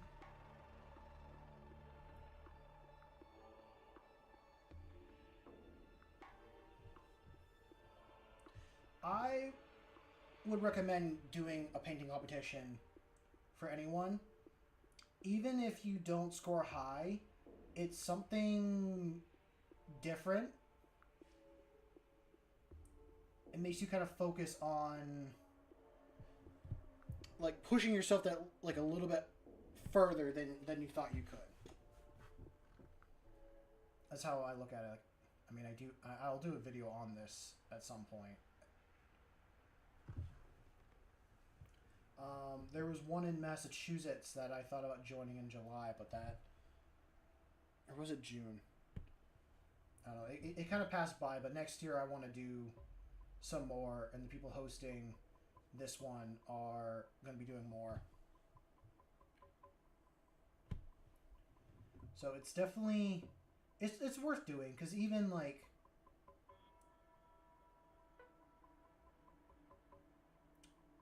I learned a lot more about painting while doing something like this. Or by doing an art competition. George says, I need to find like a once a month one that I can continue to re-enter. What I would look into to see is if there's any like Warhammer painting competitions near you, or game or mini painting competitions, or even if like your local Warhammer store, not everyone does this, but maybe trying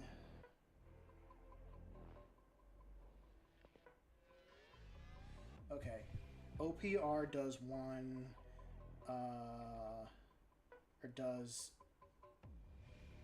okay, so you are looking into one, which is good. I mean, definitely try it. I don't think it would hurt at all, because it is just like pushing yourself that little extra a mile to get like a model done and painted. Like I'm spending a lot more time on this particular model. One, it's a centerpiece model for an army, which is why I'm spending more time on it. But I'm also like practicing skills I learned in the art competition here and trying to perfect those skills.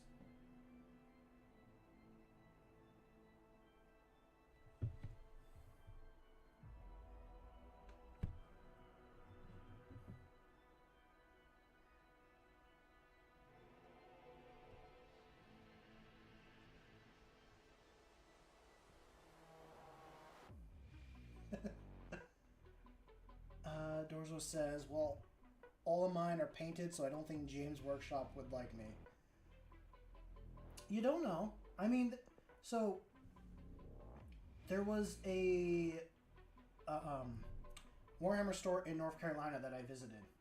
The manager isn't there anymore, but he did I don't know if I'd word it as a competition. It was more like it was kind of like a challenge. I've been seeing someone on YouTube kind of do something similar. where someone would go and pick out your paints, and then you had to use those paints to paint like a model.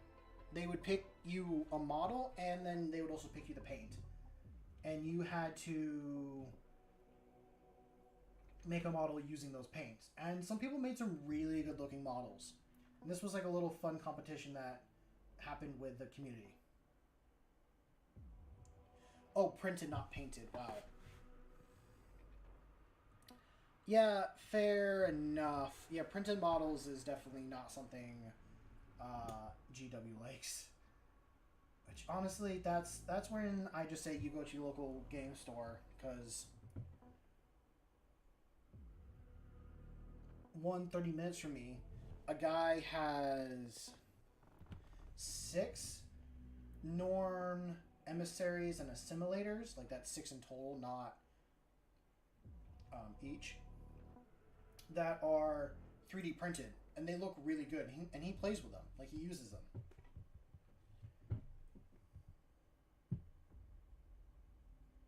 So that's kind of the difference between GW and like a local store.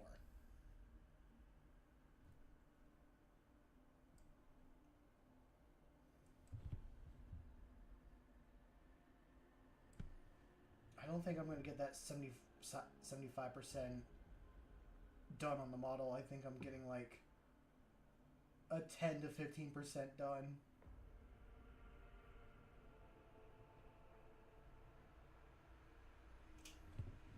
But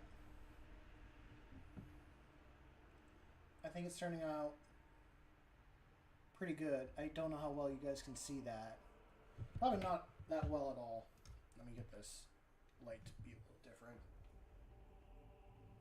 No, I'm looking at it on my infra camera. When does that even... That is when it focuses. Wow, that's so bad. Focus-wise, not paint-wise. But for what I can see is it does light up very slightly with the browns. We'll definitely go to a bit of a... Wow, it's like a chocolatey brown. I kind of like that. I like that chocolatey brown.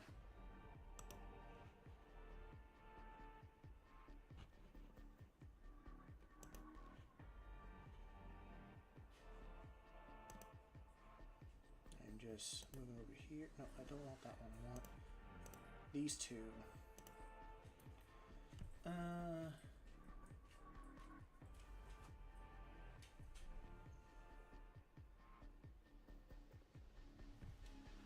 Rory. I got my doggo with me, sitting in the room watching me. Wondering why I'm not paying attention to him. Oh yeah, I'm definitely going to do an orange highlight. It's really... you can kind of tell this is that base brown I used. It's burgundy brown. And this is the other brown I've used on top, which is oak brown. It's a slightly more redder one. And I just wanted to use those as my bases. I can easily use a leather brown. But what I'm thinking I'll use instead... I won't use... My pure red's bad. Like, it's gone bad.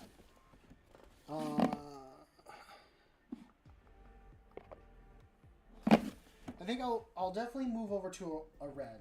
I have dragon red. I have corn red. And I could use an orange mixed in with a brown and see what that does. I think I want to use an orange as the highlight. And I might use the dragon brown, or the dragon red here, mixed in with oak red to give me that like next color up. It's going to be a very big change.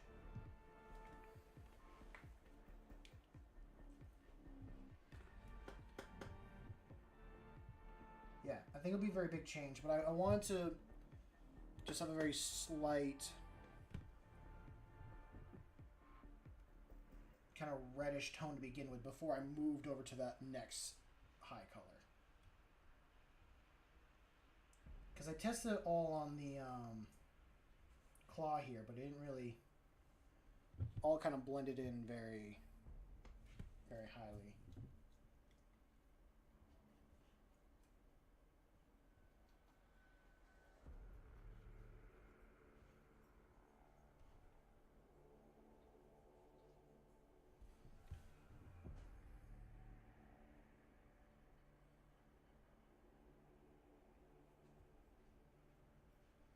Ooh, nice. Okay, so I'm reading what Dorzo said. He says, I think I want to cut a corner diorama base and have a 1,000-point army to set in them for my bookshelf.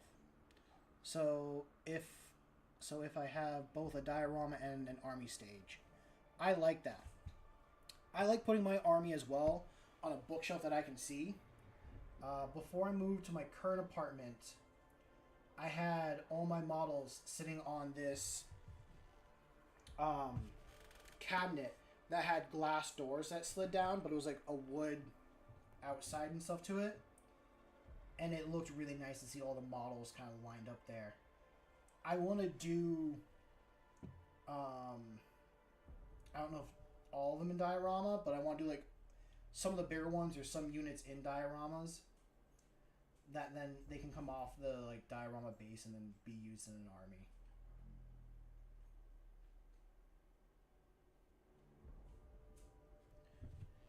I'm actually going to test real quick what the... I want to test this Dragon Red. I used the Dragon Red on this Khorne Chaos Chosen here, and I liked what it looked like. My Blood Angel chapter, I want their main enemy to be Chaos. Ooh, yeah, fair enough, because... I was going to say fair enough. With my Space Marines, I like having Chaos be their enemy as well. Like, I pulled these guys out. I've done a few times. These are my friend's models. He likes Black Legion. And this is what we've gone with. I might actually... Give me a second real quick. I'm going to test a quick thing. See if I can get that camera quality better. So bear with me. Bear with me, chat.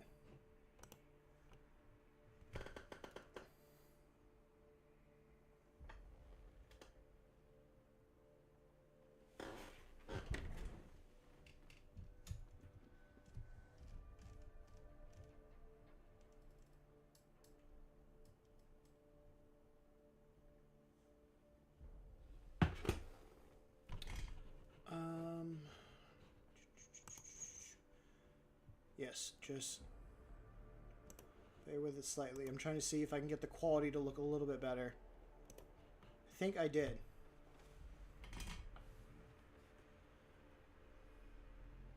Ooh, you have a World Eater and a Black Legion to work with. Nice. Yes, cool. That fixed the quality thing. So what I had to do is I had to close the program that I'm running for the video stuff, and then I had to like reopen it again. That's what got the quality to be so much better. I think when I answered the phone call, it just kind of wigged out a little bit.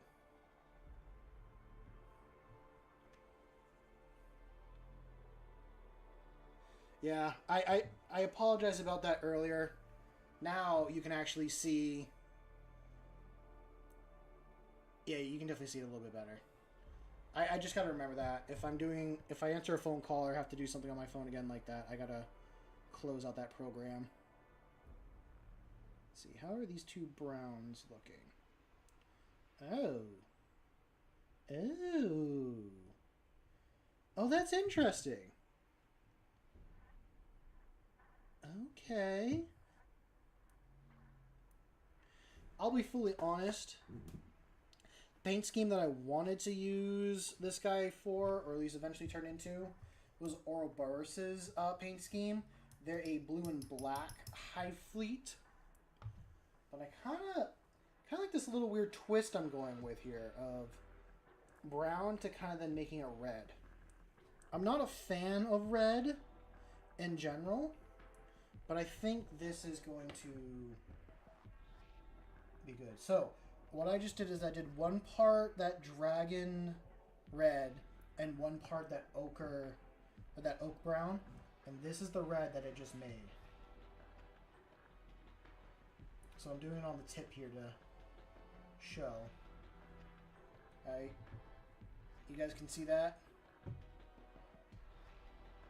I can probably go a little bit darker so we can have a better transition.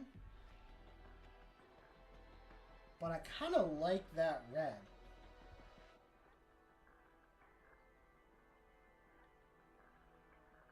I think that works pretty well.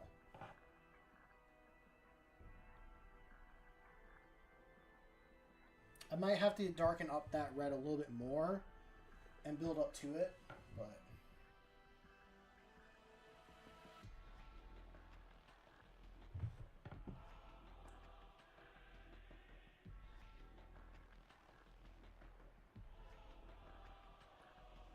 just kind of testing, seeing how it works, how it sees.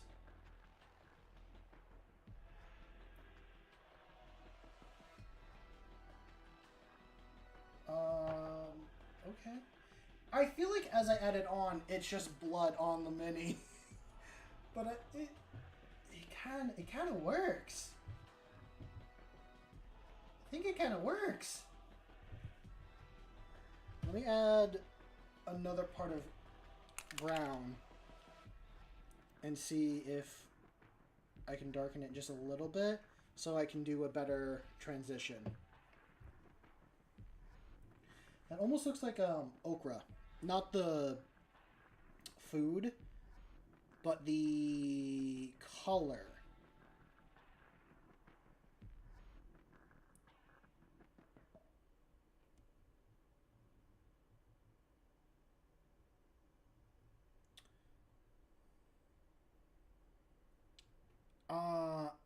I haven't done that yet. Yeah, like a clear resin. I've used PVA glue and painted on top of that to give me a glossy effect, or I've put PVA glue down and then painted the PVA glue and then put PVA glue again on top of that, and it dries clear, and that's got me a really nice shiny gloss color. Okay. I just add a little bit more brown to this red. I think it's dulled it up a little bit.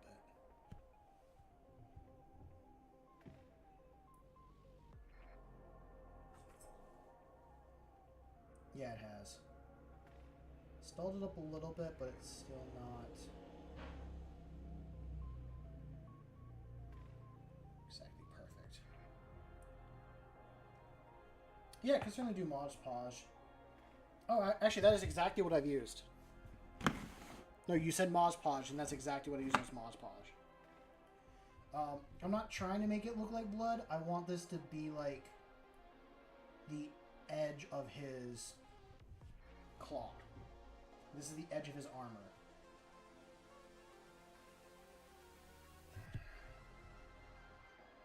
Maybe I could do something else to make it to that orange color.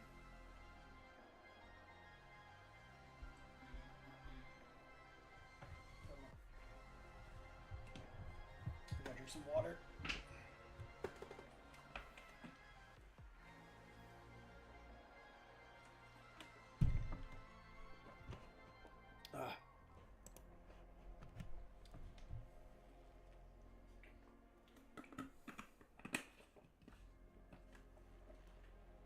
Okay. Stay hydrated.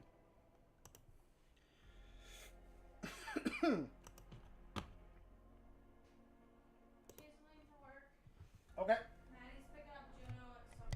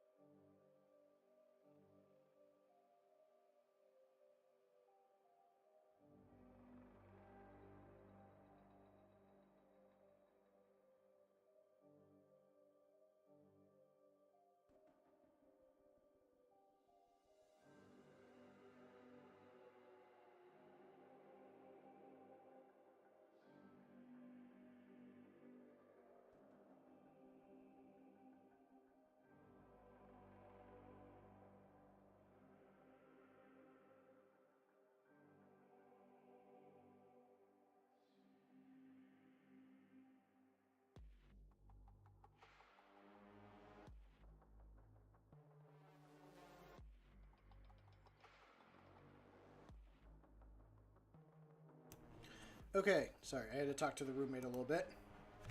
What'd you say, Dorzo? I've been watching 40K diorama videos. They are very cool. They are very cool. I've been seeing a lot of videos on them and all that. You know what? My brain's kind of thinking here. I'm testing. I want to test out more paints and see what color combinations I can get that might look better. Even though I like the red, I'm thinking back on what you said earlier about the orange. And I want to continue using that orange, so I'm going to do another test mix and see what I can get. So we're going to do one part orange and one part that oak brown and mix those together. I want to do another diorama at some point. Like I've said, I think the next one I do will be for a friend. And it will be that Abaddon model that I got. Okay, I'm mixing the orange together and it's just making like a very light brown. I think, although it's not a terrible brown. It's not a very bad brown.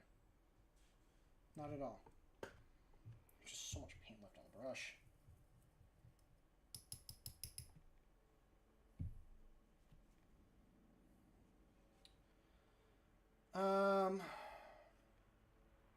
Trying to get my thoughts in order. Yeah, I want to do another one. Like, after doing one, I just want to keep doing more. So this is that orange and oak brown mixture I'm putting on the claw. I think this might be better. I think this will look better for the armor and stuff.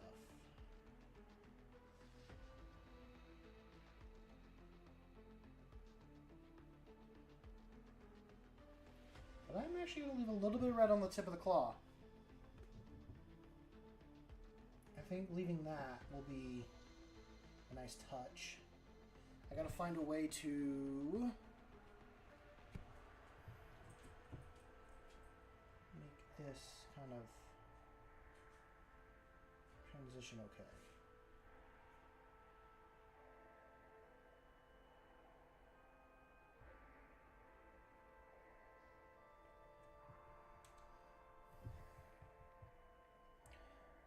If anyone here what sort of big projects do people have planned or want to work on here? I know some were saying that they want to do dioramas and stuff like that. It doesn't also have to be like Warhammer related. It can be like any sort of model. It can be any sort of project in general. See if I can actually get this to like line up right. There we go.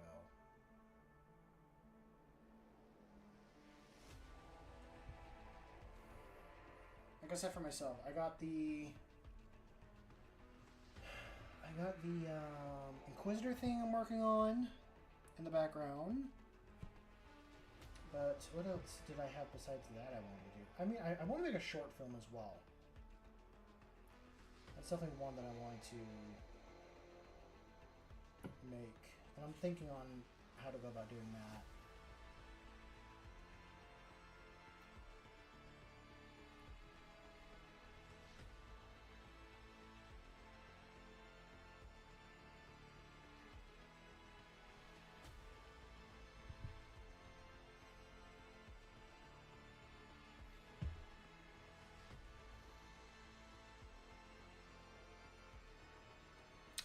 Okay, Dorzo says after his Blood Angels Aggressors, he wants to do a chapter like diorama, and then after that, have some Primarch models. So just do like Guilliman and the Lion, or are you going to get some Horus Heresy models? Are you going to get a Sanguinius model from Horus Heresy and put it in your army? Just say it's Dante.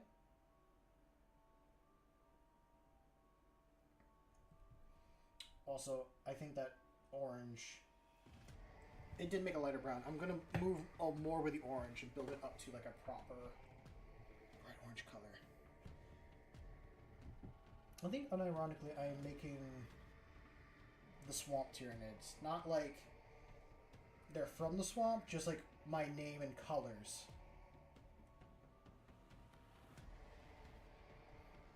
Which I'm not going to complain about. I'll call these like an offshoot of High Fleet Ouroboros.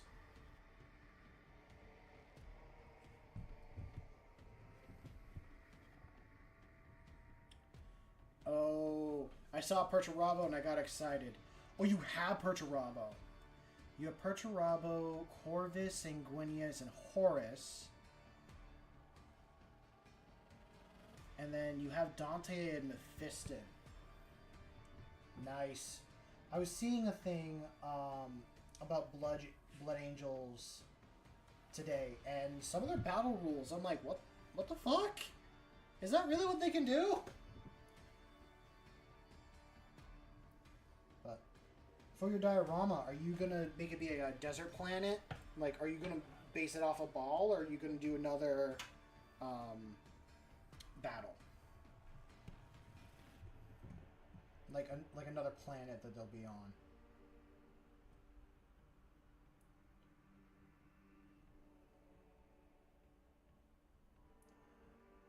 Ooh, oh god, I just had an idea for myself.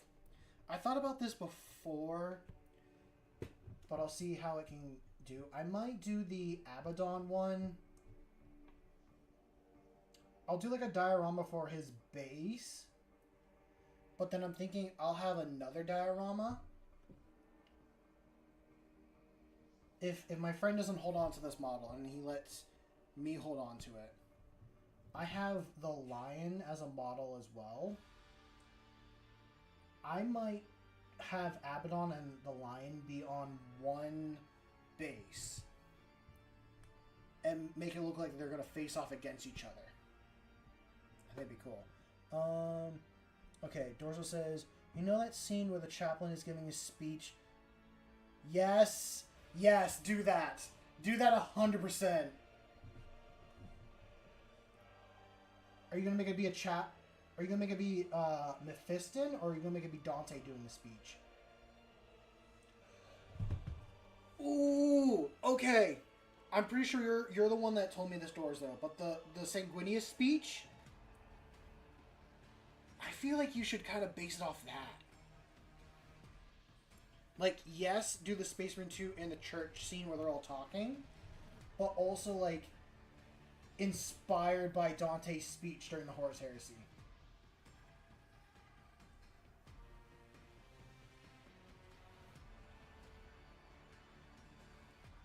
I think that would look really cool. It could be a mixture of both, but I mean, it is your diorama. You do what you want.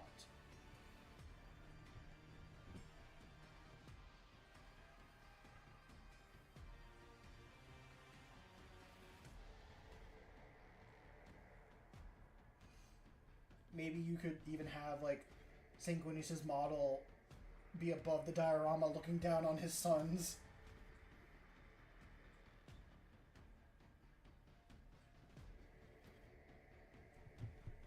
I will admit, the only Blood Angel chapter that I really kind of like are the Lamenters. What's Rory? Are you whining at me? Do you need attention, or do you need to go outside? I feel really bad for the Lamenters, which is kind of like their point. They're meant to be sad and have all this bad stuff happen to them. But I'm like, when is enough enough?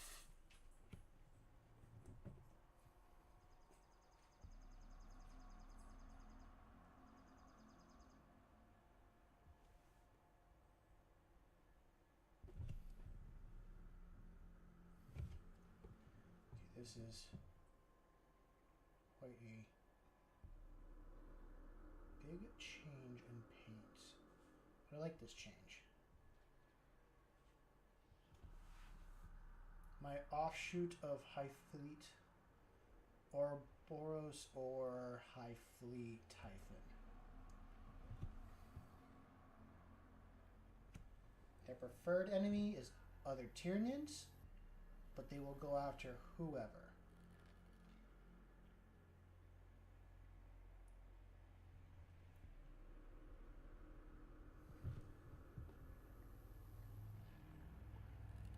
So, an example,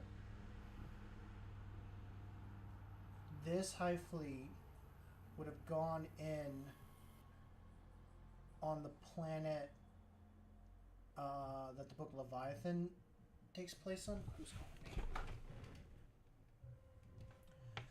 me? Being called again. Hold on a second.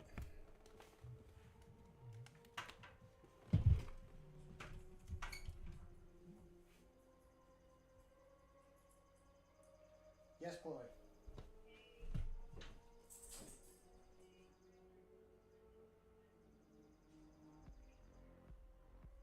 Okay.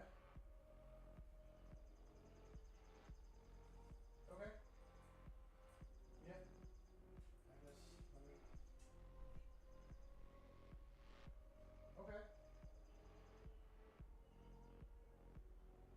Yeah.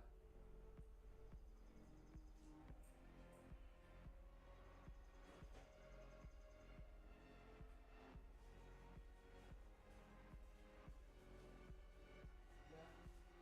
You can take a look at it and see from there. Okay.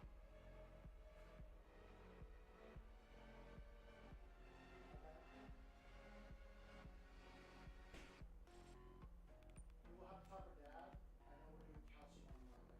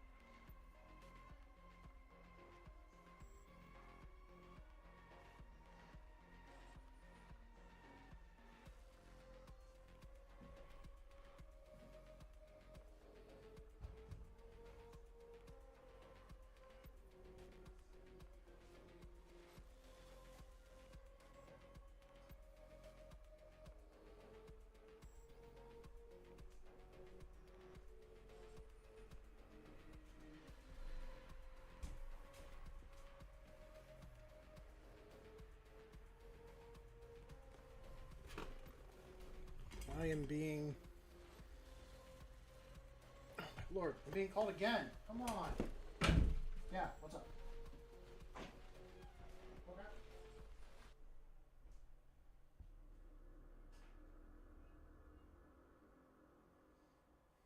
Probably will, because I'll just go straight to the shop. And then I don't know what you have going on with your stuff.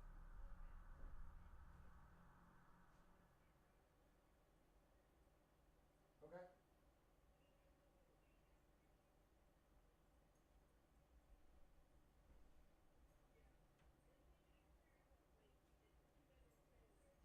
Yeah.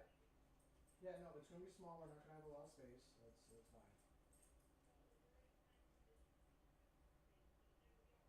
Yeah. Yeah, let's go check it out. See what it's like.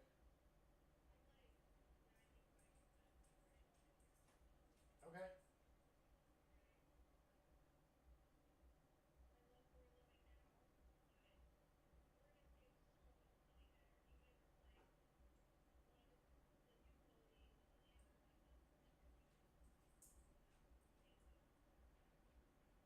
Yep. Can we talk about this like Sunday and stuff? I was in the middle of something and I'm trying to get back to it. Let me say bye. Oh my lord. I don't want to keep getting pulled away, but things keep pulling me away.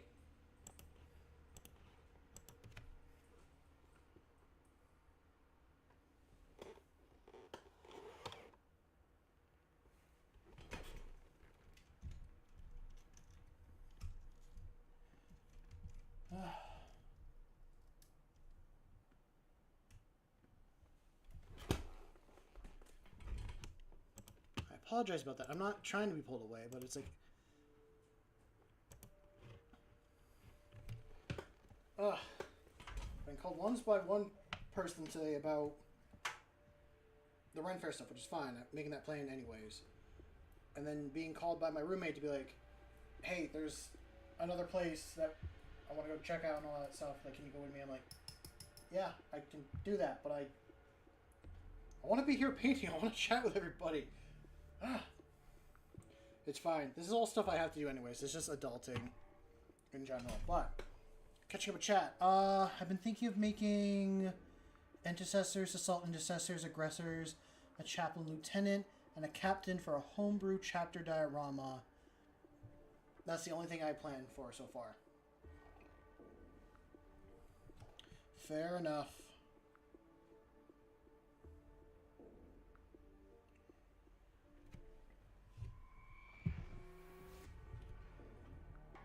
Okay.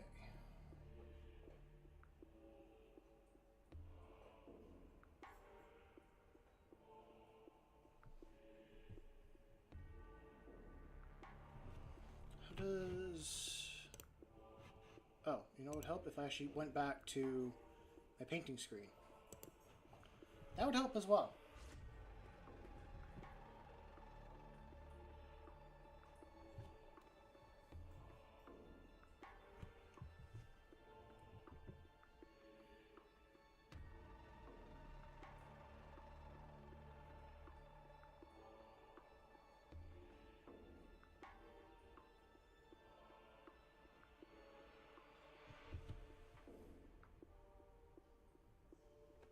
I'm in a little bit of a dilemma, like, personally with stuff. I'm currently living with my sister in an apartment and all that, but currently where I live about an hour away from my friends in a city. And the place that she just called and talked to me about, from where I'm currently living, it's a half-hour drive. We would be spending $800 a month on rent at that place if we got it, but I'd be further away from my friends. Personally, I would rather move closer to where my friends are, but it's more expensive rent-wise, and I wouldn't be able to afford it on my own.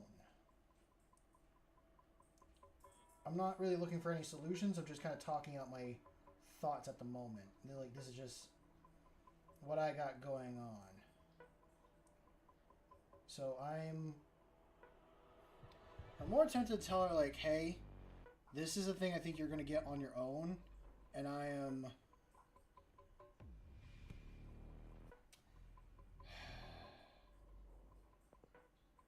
probably going to, like, move in, like, a different direction than where we're going. Okay, back to what chat says. No joke, I was fixing a camera at work, walked into operations to check the display, and a guy there was painting Imperial Fists at work. I was surprised to meet another fan. You would be very surprised on how many fans of Warhammer there are out and about. But hey, you now have the opportunity to make a new friend and build yourself your little gaming group.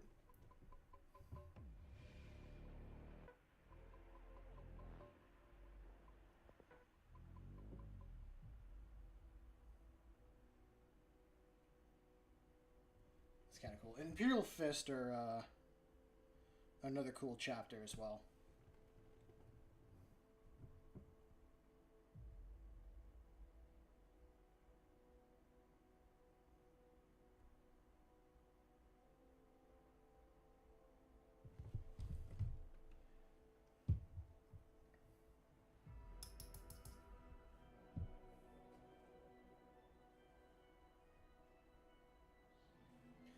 Was it just kind of like bright yellow on his desk everywhere? Or was he doing like a successor chapter from what it looked like?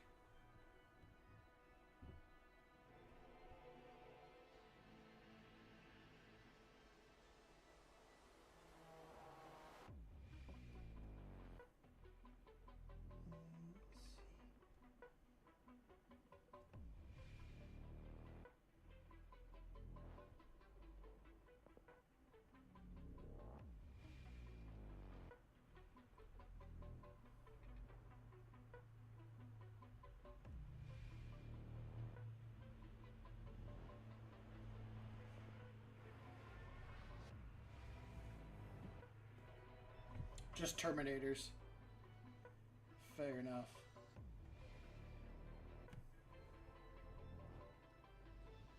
Imperial Fists have like such a nice yellow paint.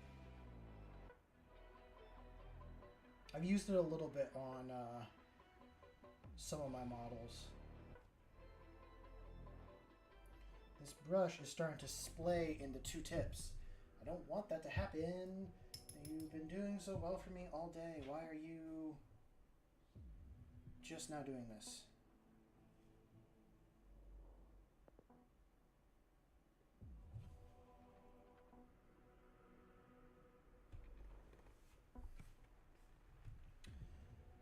I should paint up some salamanders at some point. That's the other Space Marine army I gotta do for myself.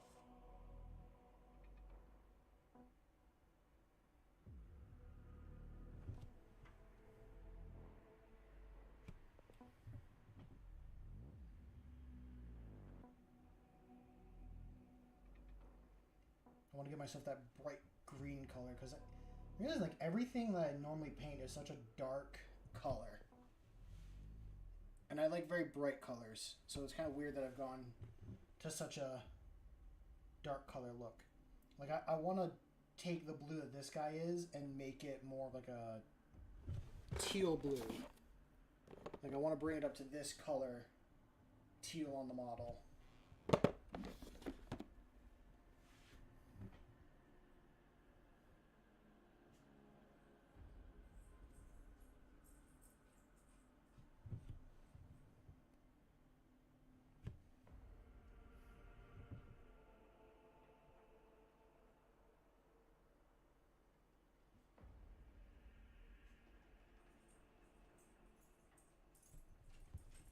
Hi Roy, what's up?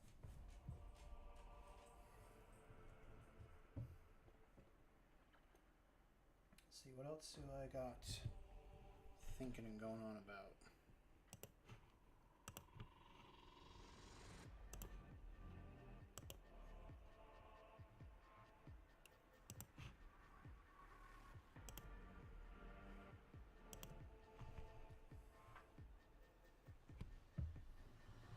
I'm not trying to edge highlight right now. I'm just trying to color blend.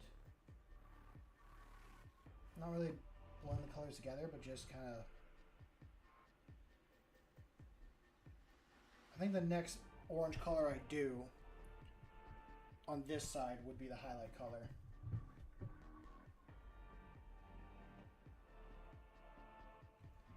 I guess I'm trying to do the shading. Shading, that's the word I was looking for. I'm trying to do the shading right now on the model.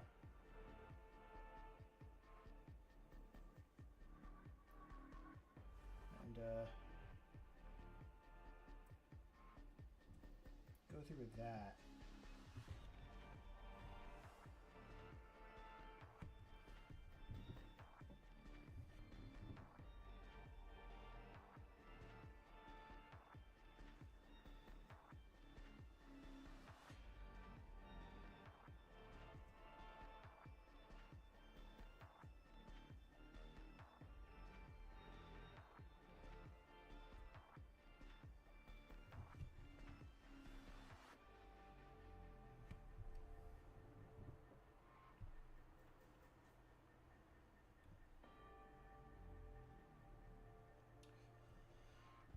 Now that I have this like one of the skull boxes from GW, I kind of want to add the dead Space Marine body to the base of this. I think that would add to it, but if I was to do that, I would probably redo this entire base. I think we're good where we're at for the base for now, but the next model, that's what I'll do it to. The next big Tyranid, I mean.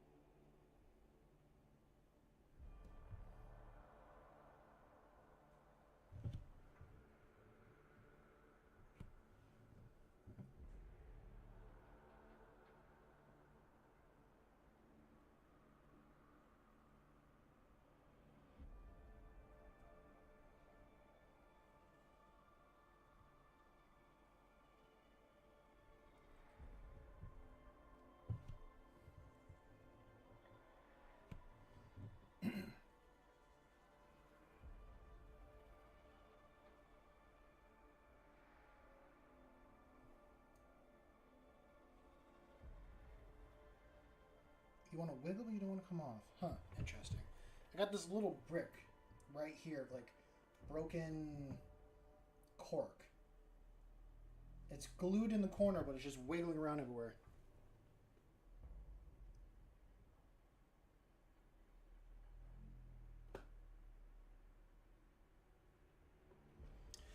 Do I save my VODs? Yes, they do save to the channel. I need to put everything in a playlist together of all the paintings that I've done. But yeah, every single live stream I've done saves straight to the YouTube channel. And then at some point I gotta download it myself and condense it into a video of like, oh, I painted this, or oh, I painted that.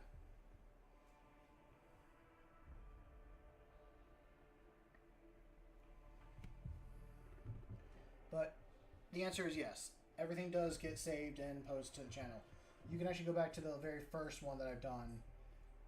Like the very first mini and even a couple kit bashes I tried to do.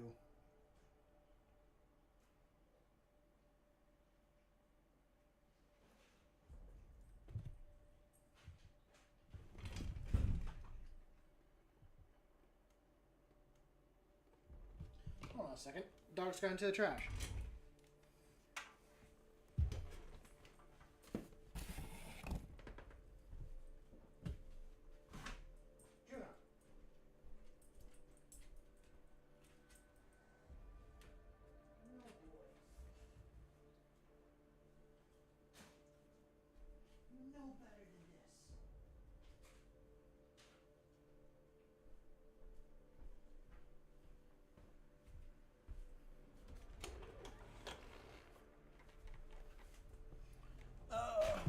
Say, I post my workspace in Discord. I'm pretty happy with the setup. My drawer, the drawers I'm still trying to fill and organize bits.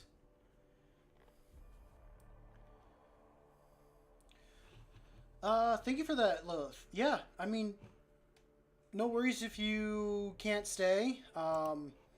It is, I know, late for a lot of people, but if you want to, you know, be a part of the community and stuff, I do have a Discord that's free to join and all that people can check out and everything. But Dorzo, is that your workspace at work or at home?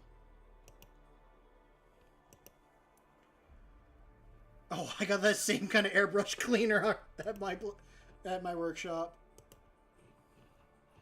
Home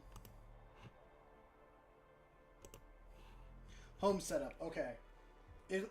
That's like as organized as I want to be one day. My setup is not that organized. Because I've had to constantly keep like putting it together and then like pull everything back out. I've had to store everything into different walls and containers.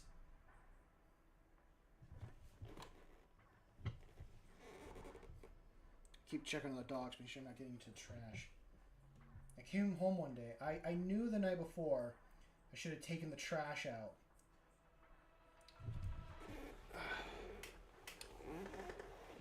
Yeah. It's annoying. I had a whole room. So at my apartment before this, I had a whole room after, so before I was living with my sister, I was living with my best friend, and we were sharing a space together. And after he moved out, I took his room and turned it into my little art studio and crafting area.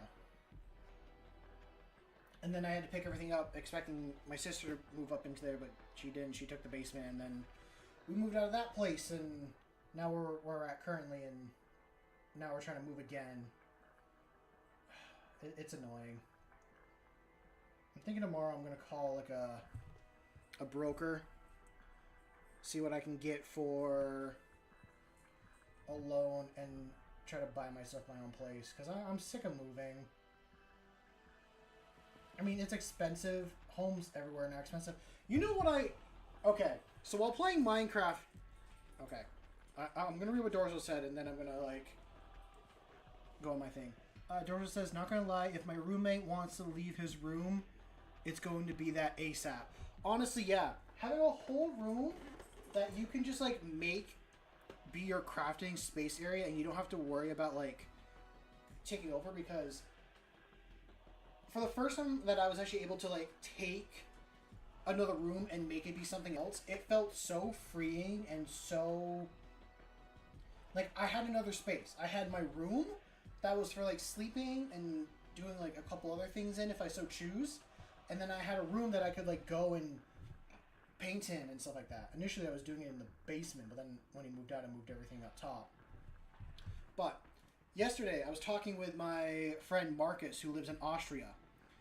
And I was just talking about, like, you know, like, how is it trying to buy a house overseas? Is it, like, really expensive? Like, do you have to get, like, a citizenship? And he's like, it depends on the country and all that stuff. And he would explain it better than me.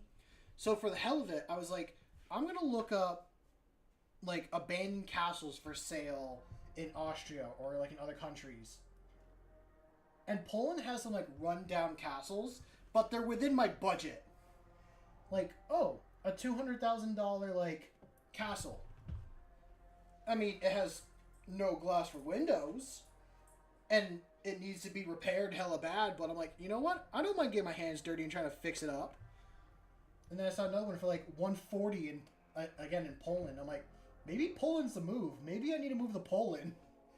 Be able to afford a place that I can rebuild and stuff.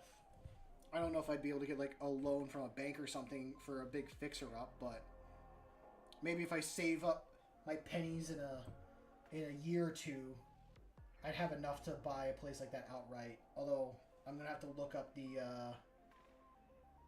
housing laws. Like, do I need to be a citizen of the country? Or can I, as a U.S. citizen, like, buy a piece of property in Poland outright and then go from there?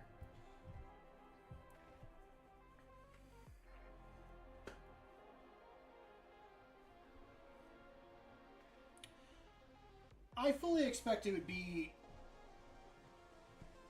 complete hell trying to build a Dorzo. I never said that it would be a piece of cake. It would... there would be days I just would think it's better to tear the thing down and start fresh.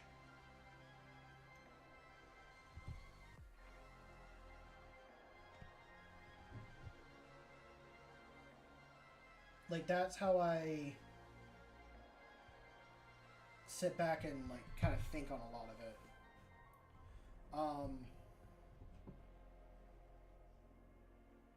I feel like I could even buy a condemned home where I live and do that. I mean, I know there was a house for sale 2 or 3 years ago where I lived that had black mold in it. And for anyone that knows, like, once you get, like, mold in a house, it's almost impossible to get rid of it. So whoever bought that place would either have to tear the place down or every year bleach their entire house every year, trying to, like, just keep it contained. You worked 2 full-time jobs and remodeled this house. You were a busy man that year, or those 11 months. You were a very busy man. Did you remodel the house because it was something you owned? Let me go back and read it. Yeah, you bought it. So do you still own this house, but you just, like, rent it out to people, or did you buy it and intend to sell it?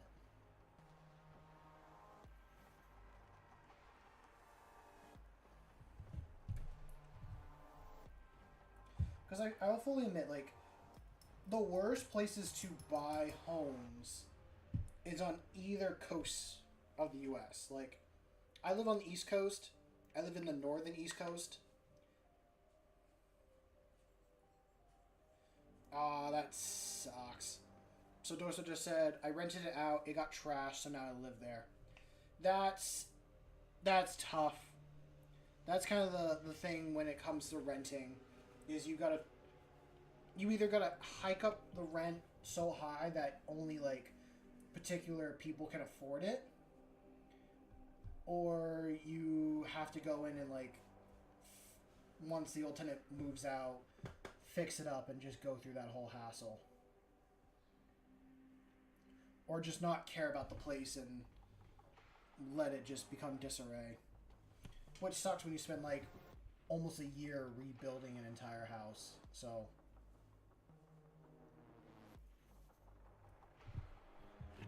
fair enough, my guy. Fair enough.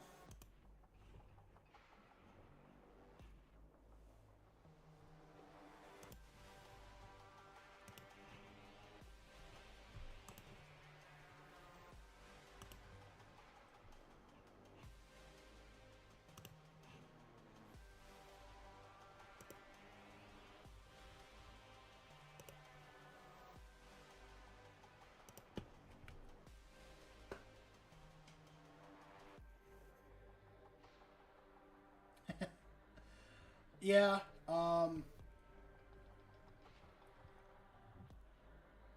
honestly, I should kind of look into doing things that way. Of like buying something that needs to be fixed up because I can go to a bank and get a first time home loan that's off the government that would allow me to do a 1 to 5% down payment, which is huge. Like a 1 to 5%, that's unheard of. The stipulation is it has to be like moved in ready. It has to like have a working septic, has to have power. Craigslist. I will keep that in mind. I don't check Craigslist enough, and I mostly check like Facebook Marketplace and a few other things. But I'll keep on my Craigslist.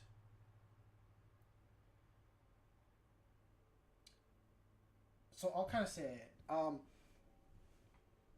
The state I live in, Maine. I live in the state of Maine, and the only house I have found on like Zillow or Realtor.com that's within my price range is up in northern Maine, where like no one fucking lives. Your neighbors are a moose or like some old guy that lives like 30 minutes down a snowmobile trail. Like that's how I would describe some of these, and they're like an hour or two away from like where I live. I'm an hour away from the coast, but I'm 30 minutes away from the New Hampshire border. To give a rough approximation on my geographic outline. It's probably more information than I should give on the internet, but that is that's where I'm at. So Craigslist, I'll keep that in mind.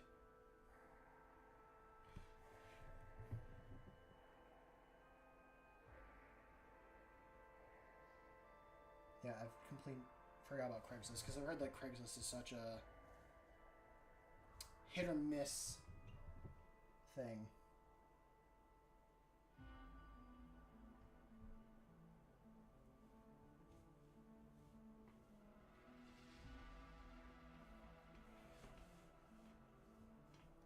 So my city got like $1 million to tear down a vacant house, found the post, jumped in on it before it tore down.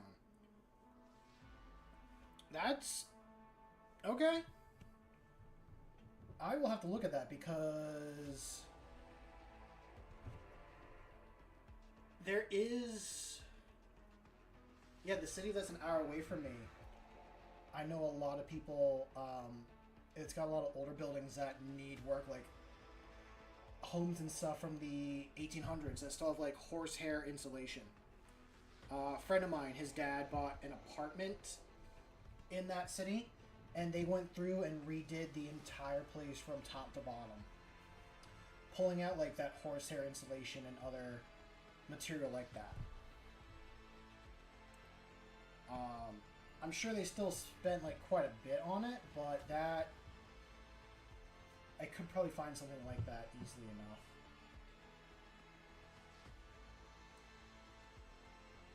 And this is why I'm glad I stream, because, you know, I learn something new from someone every like couple streams. I learn something new that someone did, and then I can apply it to something else, whether it be from painting to home buying to some other weird project I have.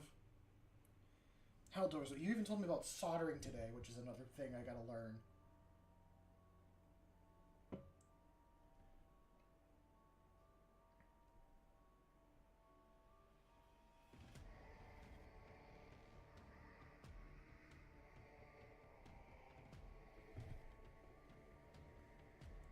If you can, don't buy Condemned.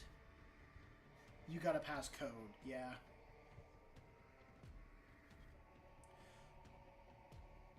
My father built log cabins for quite a few years when he moved back here from Washington. So when it comes to like house building stuff, I usually ask him what he considers a code and stuff. And I work in construction as well. So Friday I actually worked on a foundation doing I ran a compactor all day. We were doing the foundation we were doing the inner pad for a garage. That's the word I'm looking for.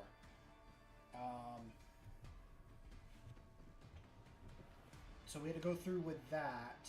But I just say that where the point I bring that up is that I understand what you're saying, keeping up things to code and having a background in that particular line of work helps quite a bit to being able to keep up with it, because a lot of homeowners, I think, that do buy stuff don't keep up with those codes and kind of just secondhand do it. Oh god, they pretty much house flip it is how I'm thinking of it. They spend a lot more time like getting it to good enough and not what they actually consider. We didn't pour the concrete ourselves, but I've worked with a guy doing concrete paneling stuff. I actually enjoyed it, funny enough. I enjoyed picking up the panels and setting them down, and I enjoy using a rake and leveling things out. It's just not work I want to do my entire life. Before my parents' business burned down, I helped build the the greenhouse. We did I want to say a 90 by 40 greenhouse addition, but in total we did over 100 feet because we had another addition we did.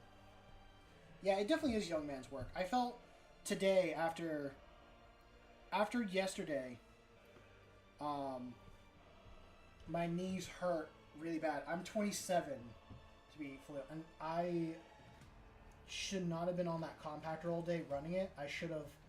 I work with a high schooler, but because I'm working with a high schooler, I'm trying to be like, oh, I'm still young enough to do this stuff. I can do that. I should have tried having him run the compactor, but I've also been doing. I also want to make sure it's getting done well. But I understand the basics of construction, that I can go off and do some stuff on my own, but I still need like some guidance on how to do stuff.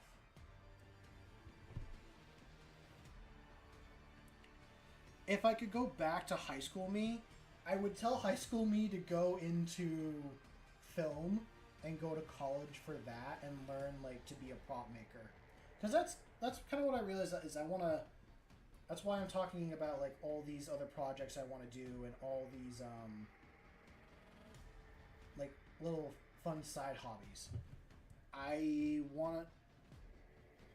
realizing I got inspired at a young age from the movie Jurassic Park and Mythbusters that I want to do that kind of stuff. So eventually on the channel, when I have like some more time and stuff, I want to do some odd stuff. Almost like Hacksmith in a way, if anyone knows that channel, where they kind of recreate things from movies and TV shows. Not as crazy as that, but be like, okay, here's an example. With the power sword for the Inquisitor build. With my friend Ben, he suggested, doing those neon lights into the sword to make it light up. Well, now I have to figure out how to actually do the wiring for that and all that other side stuff. I think it's always good to invest in yourself when it comes to learning skills. I've said this before. I got into Warhammer. Initially, I got into it for fun. And then I'm like, you know what? For the channel, I will curtail it into doing like film and prop stuff. Because, I could work on a stop motion thing or something like that and have to do a lot of painting or things like that. But let's read up what chat says. Dorzo says, the trades treated me well. Now that I make good money, I can buy whatever. So security allows me to do what I want. That's amazing, though. Yeah. No, that's fully fair enough, because the trades, you start out young, you get to a position that you can make a lot of money on. And I could move up higher to start using, like, excavators and stuff like that. Like, I can run a loader. I'm proficient enough in a loader. I know how an excavator works, and I can run it. But it's not something I enjoy doing. And it's not something I want to do for a job. But I know I could make better money at it. And when I was younger, I wanted to learn because I worked for my parents. And I told my father, like, hey, I want to learn. You should teach me. But he never got around to it. And he would always make it be other people that he'd want to teach. I don't think he liked learning or trying to... Me and him don't always see eye to eye on stuff. I think most people have issues with their fathers. Most guys do. Again, this is getting into, like, personal stuff, but just to kind of summarize it, he's a very stern, like, military man, and I'm a soft doughboy. Just to keep it kind of simple. And sometimes I freeze up when it gets to certain situations, so he just, yeah.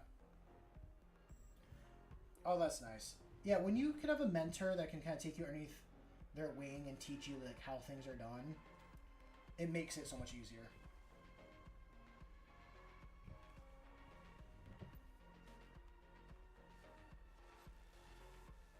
I gotta shut the door. I got mosquitoes coming in. I'll be back in a moment.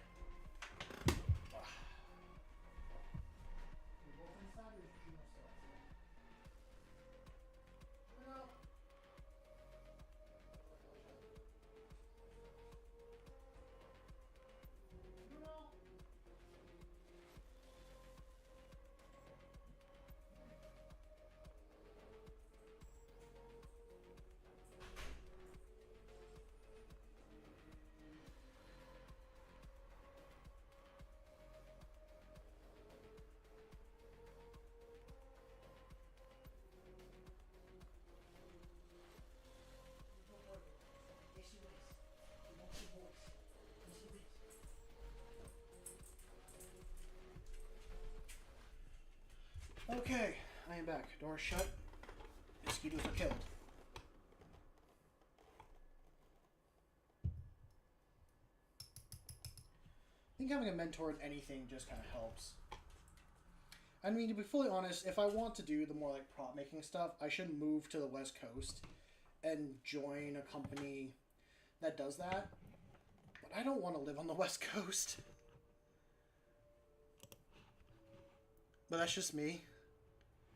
I'm not saying everything on the West Coast is like bad or terrible. It's just my preference.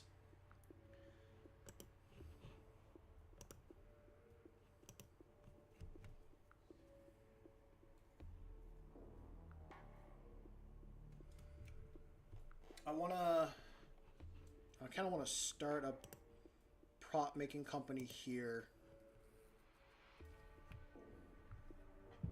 I don't know if that's even the right word, like a prop making company. I'd like to start my own business that kind of just does like what I want. Oh, that's a June bug in here.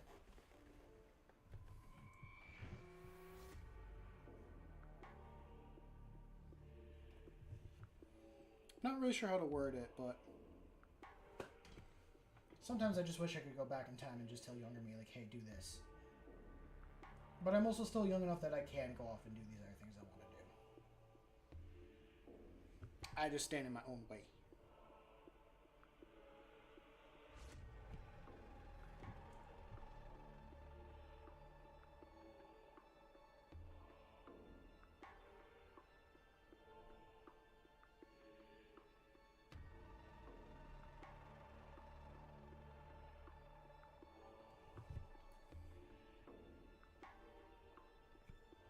Actually, I think one of these streams...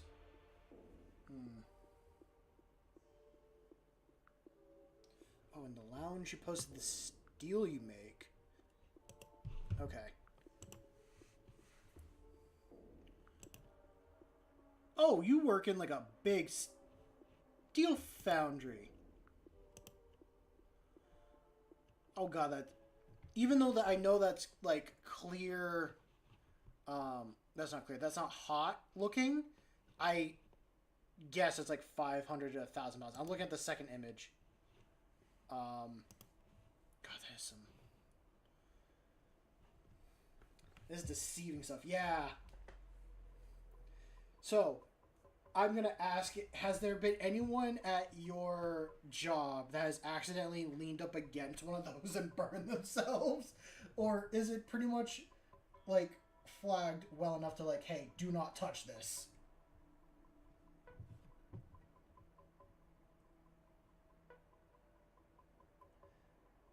Because I will admit, I've touched plenty of hot metal on accident. Oh, it's almost 2,000 degrees! Fuck. Yeah. That's some hot stuff. I don't know. I love working with metal.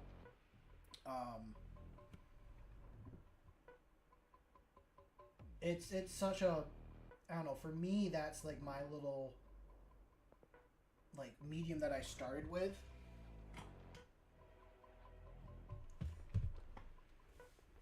Oh, jeez. Well, I hope the family is okay. Reading in the chat, I'm not gonna repeat that out, but I hope with your company they treat the family of those people well in case that happens. I feel like with something like that, you need health insurance. Or like a life insurance is what I'm thinking of. And even then, like, I know insurance companies suck and they don't like to pay and all that stuff, but I hope the family of that, they paid for the funeral. Okay. It's something. It's something, is what I'm going to say.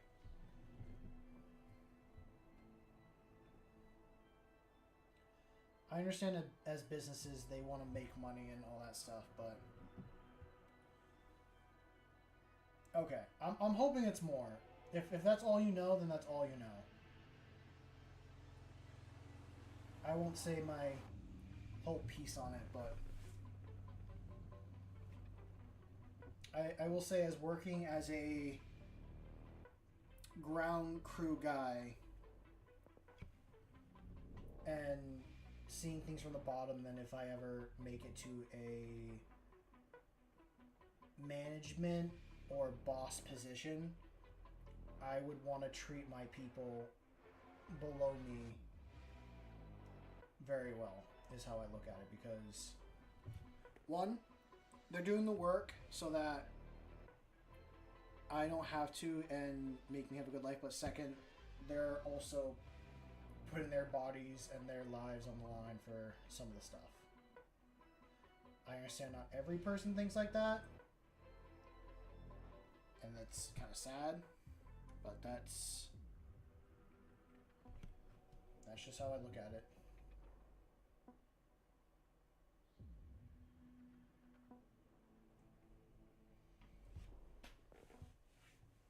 think there's like two companies that I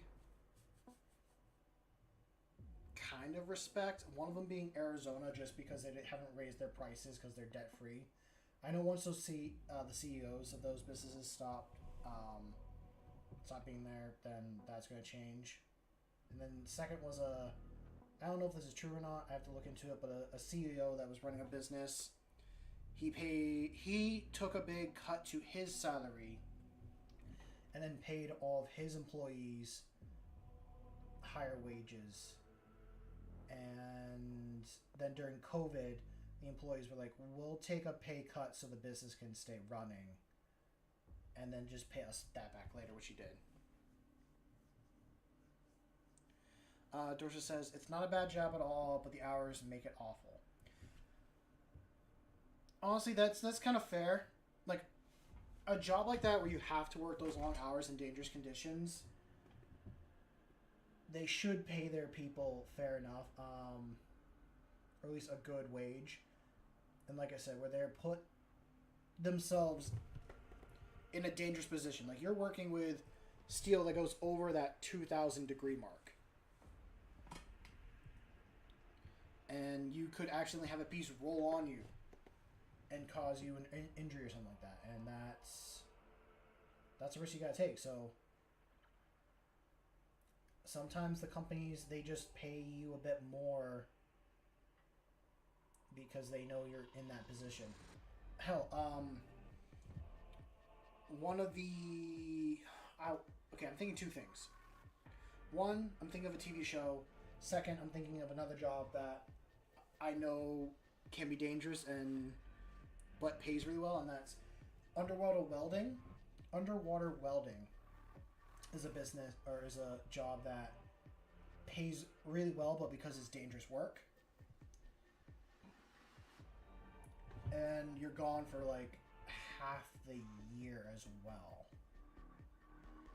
And I think one show, I haven't really watched it at all. I don't remember its name, but it involves like oil fields and companies like that. I think the show's based in Texas. It's like it's not a reality TV show. It's like a drama TV show someone created just for like Hollywood stuff. But in one of the scenes, it's like the foreman's son is working with this crew. He's going off to grab tool, and the guy's crew hits something. There's a bolt that's not moving, so they hit this old rusty oil rig with this wrench, and it makes a spark, and it explodes and kills everyone but that one guy because he was far away. Like, that's another job where they pay a lot because you're gone for a long time, and that could be the case. I found out after doing some research, like, I was also reading the comments on the clip I saw. When they do stuff like that, they make sure they use, like, brass or copper tools so they can't make those sparks that cause that explosions, but it doesn't mean that it doesn't happen. Dorsa said, I was looking into traveling linemen, but I chose maintenance instead, so I don't have to travel. That's fair enough. I mean, it's started to hate driving more and more. Yeah, that is completely fair. I mean, if you like to travel to begin with and want to do it as a job, I've known two people, one I worked with, one I didn't work with, that went into welding and wanted to be traveling welders so that they could travel but have like a job wherever they went. And welding paid good money. But the thing is, like, everyone in... He was, like, out of high school, but it was, like, everyone, his class that graduated that was in, like, metalworking stuff wanted to do the same thing. Was, like, be a welder and travel around.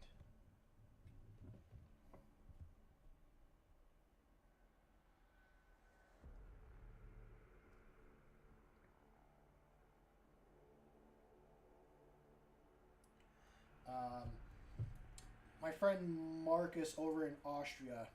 I'm just referencing because he'll be on the channel at some point again in the future, and he was on here as well.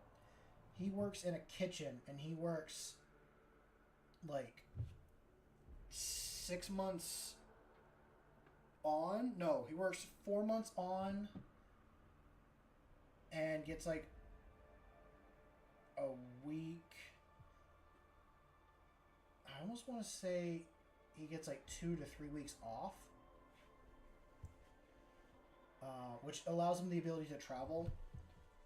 Where he's currently located over in Europe, Austria, he's able to like hop on a train and travel to all these other countries, and he's able to fly back. And the thing is, like when he works though, like that's all he's doing. He's working late nights in a kitchen and doing that kind of work.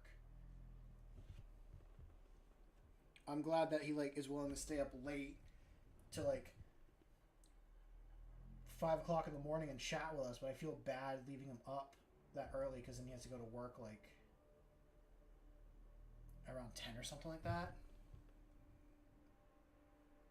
So it doesn't really give him a lot of time to like rest and stuff. I'm probably wrong, but I'm just saying that because there are other jobs out there that give people the opportunity to go and travel. I like traveling. I like traveling with other people.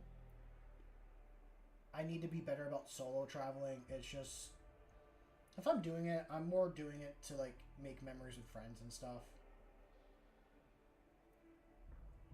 Some of my best memories are traveling with friends. I've been to Ireland twice. Oh.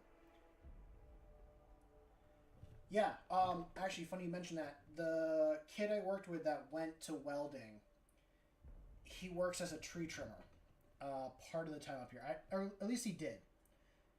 He wanted to go work as like a tree trimmer guy. And yeah, they travel as well. But where they travel to, that's all they can do is just like...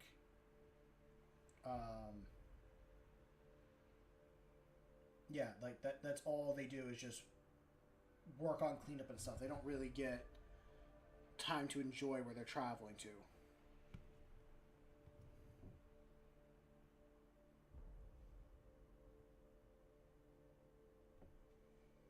I'll have to ask about my friend, because NC is... Wait, is NC... Yeah, NC is North Carolina. I don't know why I was thinking, like, North Colorado for some reason. There's no other state, to my knowledge, and I don't mind being proven wrong, that has NC in it. Like, as their abbreviation. As I talk, and the more I'll say now, I'm terrible with geography. I'm going to say a lot of stupid things here and there over. Especially when I was younger, with my friends, that was like a big joke. Of like, oh, I said something funny or weird, like any of us did, but I did it the most because my knowledge on stuff isn't as good as the rest of them. But they would sit there and they would educate me, but doesn't mean... Yeah, North Carolina. Okay, I assumed it was North Carolina because that's the only state that I know of. Which, if people get a chance to, North Carolina is a beautiful state to go and visit. I got to go visit in January of this year to go see a friend and all that. I definitely want to do it again this winter. Go down there and maybe spend a little bit more time if I can, although I want to save up money to go over to Austria and visit my buddy over there. Excuse me. I was saying earlier we're traveling. I've been to Ireland twice, and that's been like my favorite place to visit. Actually, Ireland's number 2. France is number 1. I was fortunate both times to be able to go to those places. It's not something I can do all the time when traveling, and it's all with special circumstances.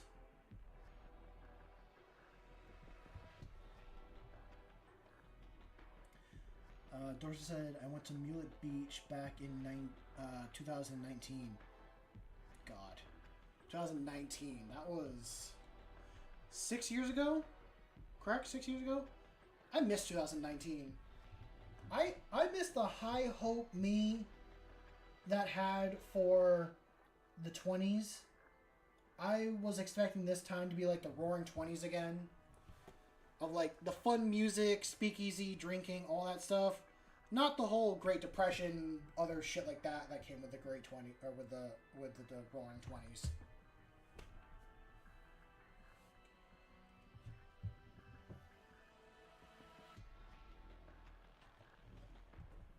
I actually remember New Year's Eve at a friend's place, and we were playing music. And I was telling everyone else, like, I really hope that this 2020 will be like the roaring 20s and we'll have all this fun, and then bam, COVID happened. And nothing's been the same until now.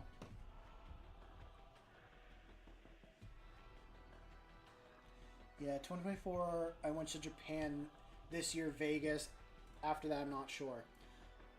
Those are all awesome places to visit. I want to go to Japan. I want to do that with my best friend / old roommate. It is an expensive trip to do something like that. I think this glue went bad. A little bit of... Yeah, this glue went hard in the container. Fuck. That's bad. That's gone.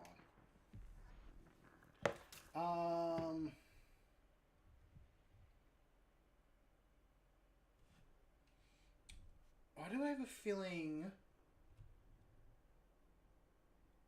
that I'd end up going to Vegas for some reason? I know you talked about Vegas before, Dorza, because that's where your gaming championship thing's at. But I think for some reason... Oh, I remember now why I'm thinking Vegas. So, I do know the next trip I am going on, at least for next year, is I'm going to MagicCon, which is a Magic the Gathering convention. I'm going with my friend that runs Gaming Vitamins, that runs that channel, and I'm going with a couple other buddies as well. And I don't know where that's going to take place. And one of the states or cities it might take place in, depending on time, is in Las Vegas. So, like, that's why I'm like, why am I thinking Vegas? Why am I thinking Vegas? That'd be fun, but I definitely... I'm not a big fan of gambling, because I think if I start gambling, I'm going to develop a gambling addiction. I also had a weird fear in high school that if I went to Vegas, someone would try to marry me. And all that. God, that was I was thinking way too weird back then. This was high school me thinking this.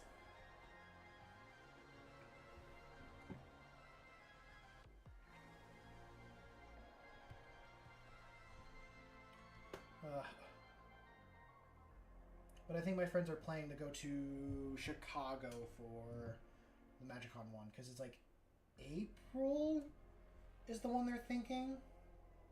Not April, May. They're thinking of May. Which I'm definitely going, no matter what. And they kind of told me, like, hey, like, we want you to go. If I knew about it earlier, I would have gone this year. But when I found out about it, it was so last minute, and they've already paid for the tickets and stuff, so I'm excited to go to it this coming year. And I think that'd be fun.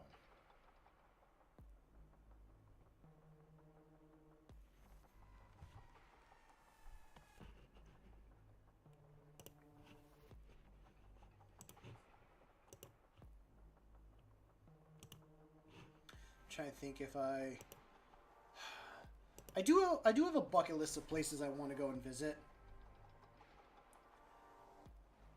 Japan is there. A lot of my places are overseas, so like Japan's on the list. Italy and Germany are on the list. I want to go see southern France. I went to northern France. Honestly, oh, okay. Oh, no, I'm going to read what Dorsey said. I'd like to find a convention to go to, but I'm unsure what. I don't think I would like an anime convention, but I'm keeping my ears open. So, I'm going to reference something I did this year. I went to an anime convention, and I'm sure you already know about this, Dorsey, but for those people that don't know, I went to one this year, and I will be honest, I didn't enjoy that anime convention as much as I could. I could have, but that's on me. The biggest thing I will say with conventions is if you have a particular hobby that you actually enjoy, so Warhammer or board games or card games, stuff like that, or video games in general, find those conventions and go to those. I know there is in Boston, there is, I'm trying to think of its name, I'm thinking of PAX. I'm thinking of PAX East. I've always wanted to go to PAX East, but I've never gone to PAX East.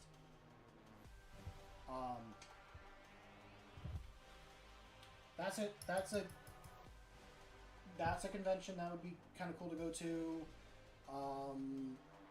Trying to think of other things. Honestly, I know I've looked up into Warhammer convention stuff, and it's a lot of really small stuff, and it's not just like a straight Warhammer one. So there's one near Boston that was that had Warhammer in it, but it wasn't just Warhammer. It was like a board game section. It had like a Magic the Gathering section. It had an art painting competition section for like minis and stuff like that. So honestly, just finding like conventions in general should be more your move. My other paint is going dry. I wish it wouldn't right now.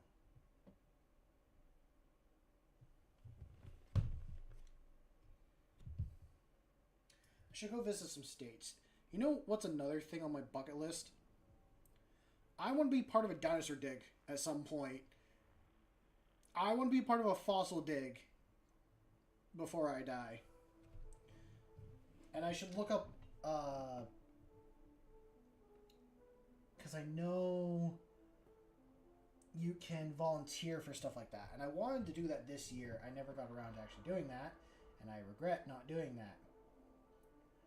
That is on my bucket list of things I want to get done. I want to add to my dinosaur bone collection, to be fully honest. Let's see, I have like a horn bone from a Triceratops a part of my collection. I have a Spinosaurus tooth. I have an Iguanodon thumb spike or bone bit. Years ago, I could have bought an Ankylosaurus back scoot, but it was like $500 and I was in high school and that was like a lot of money at the time. I wish I bought it because the store that sold it closed down like a year later. But that would have been a really cool thing to add to my collection. I like collecting rocks and minerals as well. That's other things. But reading what Dorsey said. I've been a big fan of anime since I was a kid, but I'm not interested in fan service at all. It seems to be the crowd I see. Fair enough. Yeah, I know a lot of anime is strong to the fan service, and a couple, because I do follow VTubers, and one I used to follow went to an anime convention, and a lot of them do have that like 18 plus fan service type thing or area, and that's not my interest in anime either. The small one that I went to, that's near me, did not have a 18 plus section. It was small, so like how I was saying earlier, there's like board games, video games, and like a more nerd convention, is what I'll say as for the word. Although I don't really like to use the word nerd.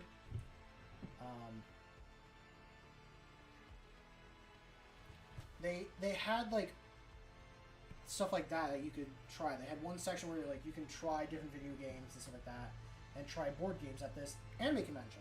But they also had some voice actors and stuff like that there to sign stuff for people. So maybe don't look for a big anime convention. Look for a smaller local one. And that might be more what you need to find, if that's what you want to avoid. I also know a lot, at least for the one that I went to, the convention posts their schedule and then like what certain things are going on in different sections. So you can see beforehand if it's like if there's something that you want to go see and do for like that day or for like that time, then you know kind of you can go check it out. Because I think to like buy a ticket and fly off to another state or country for your first anime convention is not a smart choice. It's you'd rather do something like that's local to you. So that way if you don't enjoy it, you know, okay, I only spent an hour driving. For me as an American, driving an hour is long, but not crazy long to get to something.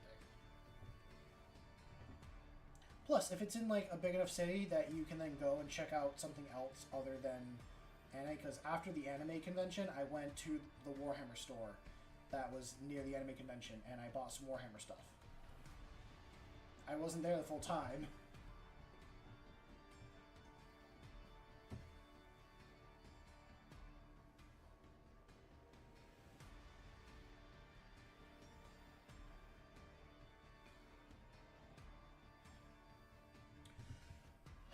Yeah, that's fair.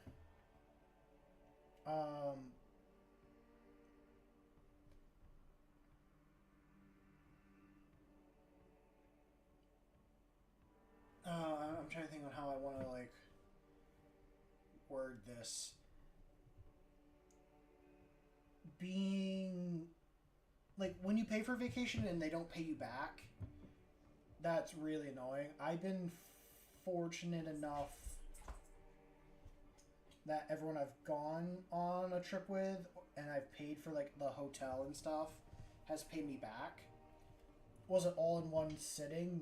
No, but again, we went on a expensive trip, so I understood that they weren't always able to.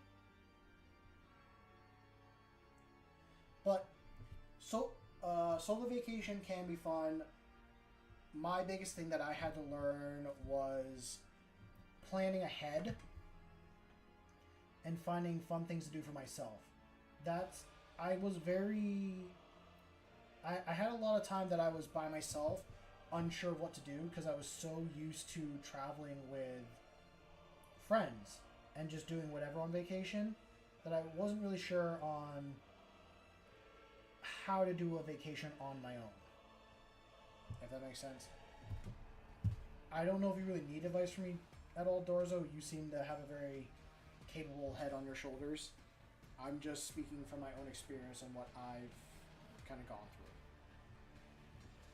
Whether it helps or not, doesn't. I don't think it matters.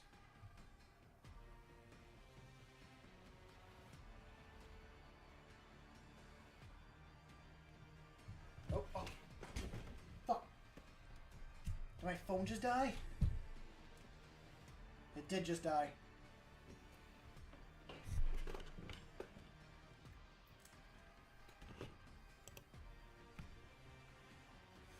God damn it. It's on me. I'm glad I caught that.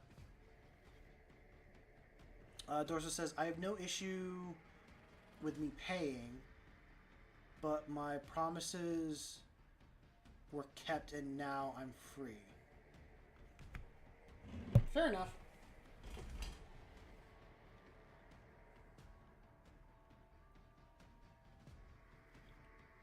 Okay. No, I'm not giving up on stream yet. I'm going to keep going. I am very sorry for this. I've had to unplug my phone so many times with people calling today that I just forget to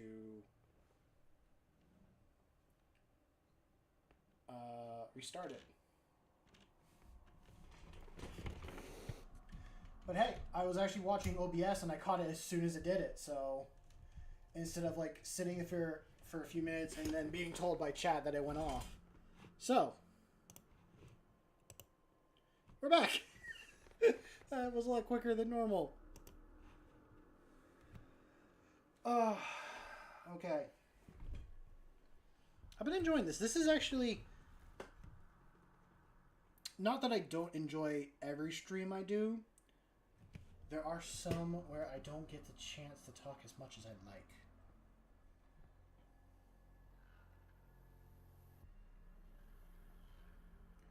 So I appreciate everyone that's just kind of listening to me ramble and be a part of it and all that. I'm not ending stream. I'm just kind of saying this stuff out loud now. Yeah, professional streamer is on today. So, with that being said, for anyone that's new here and is interested, there is a Discord completely free to join. It's in the channel description. And if you enjoy what I do here for streaming and want to support me here, I do have a coffee that you can donate to. Anything you do donate goes back into the stream and back into the channel to be put on to pretty much help upgrade the stream in the future. Whether that be getting better equipment or materials for projects, all that. It's not going into my pocket, it's going into the channel. But there's also no need to donate at all. Having you guys here and listening to me ramble and talk about anything that I've had going on has been more than enough support as well. I've enjoyed sitting here talking with Dorzo and every other person that showed up today.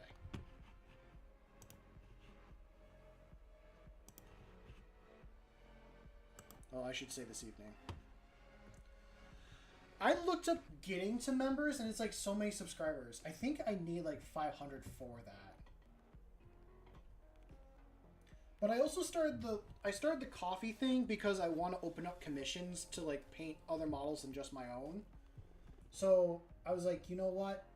I'll do it, and then if I got someone that wants me to paint a model for them, I can do that. I have a PO box. I need to talk with my post office to figure out what the shipping address is for that, and then I will probably make a Google Docs and put a link to that Google Docs on the channel. And I will also have a email address as well for people to reach out to and chat. Because currently I don't have one. I'm hoping my personal one's not connected to the channel right now. Although I wouldn't be surprised if it is.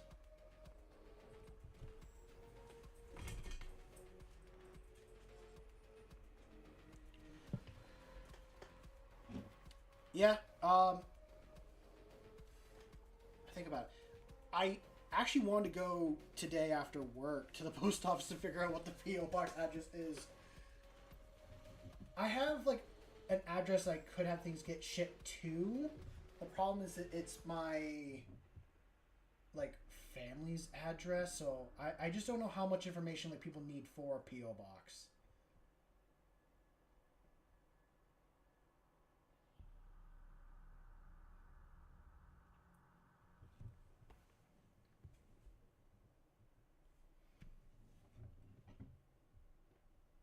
Trying to think, like, besides that. I'm trying to think like the really big thing that I want to upgrade next on the channel is actually get like a proper camera, not just my phone here.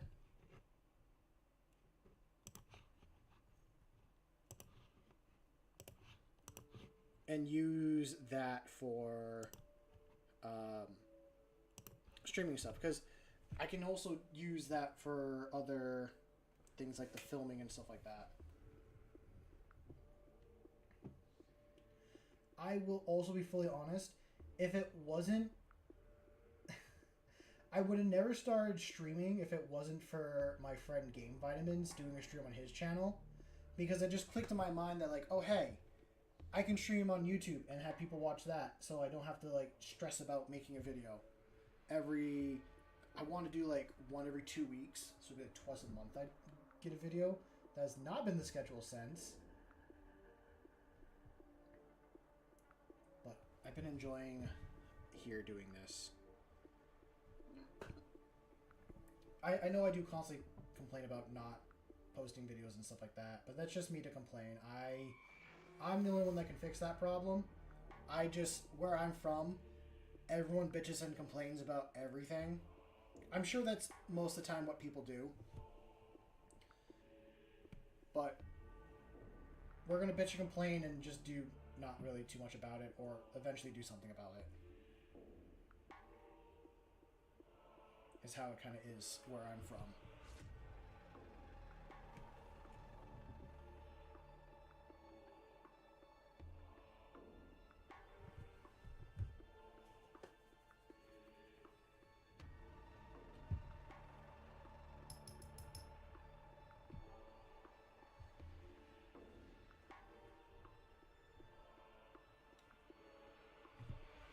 I wonder if I even should do this dark brown before... Yeah, I'm just going to move back to the lighter brown I was painting.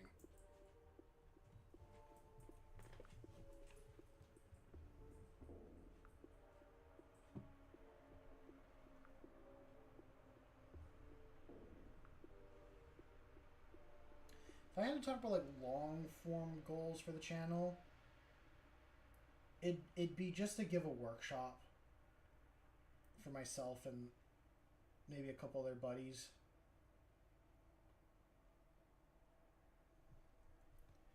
We have a workshop that we can just like go and paint and build in, but then also do like some of the other film things.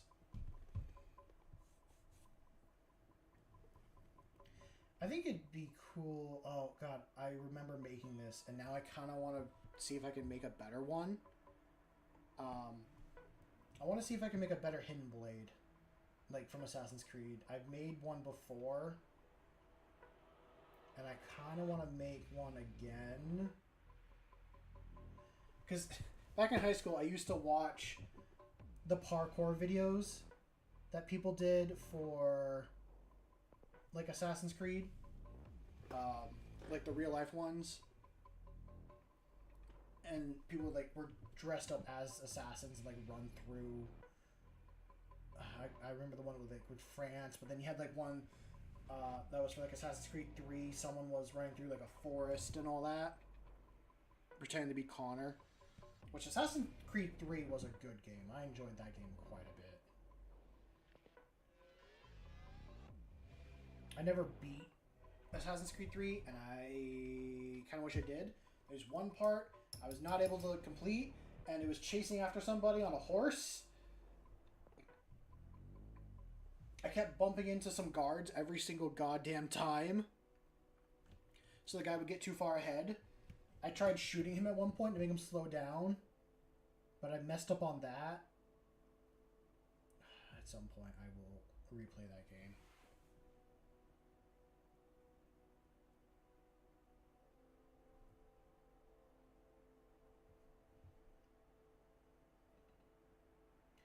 The last Assassin's Creed game I played, like actually played more than just the starting area, was...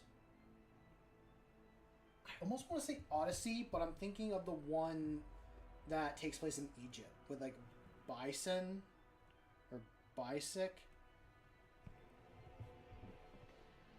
And they're not even assassins, they're like considered hidden ones. But I will admit, besides Assassin's Creed 3, I really enjoyed Unity. Unity was like one I almost actually completed.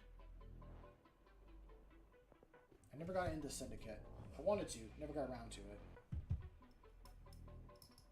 One thing I hated about the Assassin's Creed franchise is they always change the goddamn controls every single game.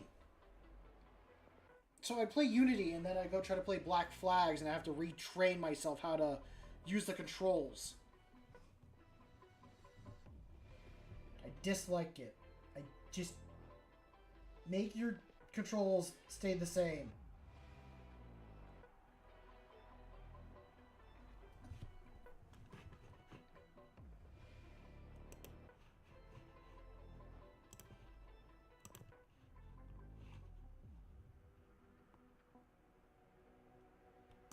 I'm gonna bookmark the one-page rule thing. It's still been open on another screen.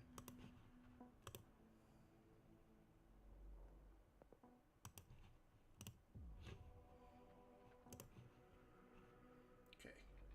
Staying focused.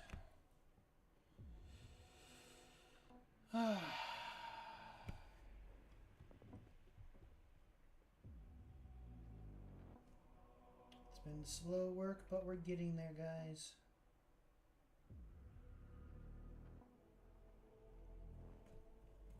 We are slowly getting there. Oh, now it finally fell off.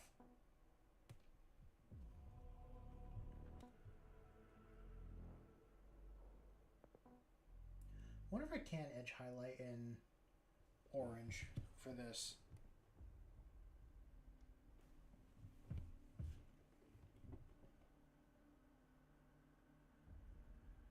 I think that'd be fine.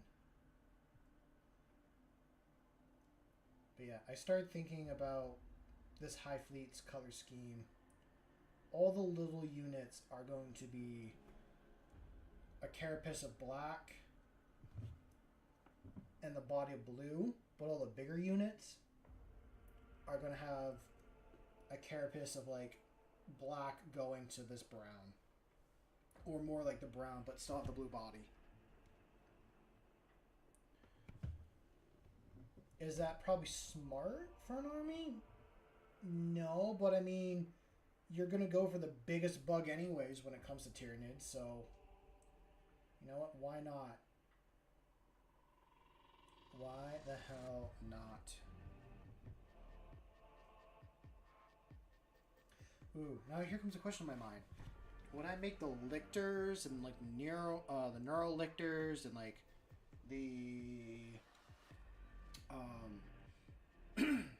Reavers, I think is their name? Would I make those have a black carapace, or would I make those have a brown one, or would it be a mixture? I don't know. I think I was too ambitious tonight. I still got like 4 more streams until this guy's complete if I keep painting the way I am.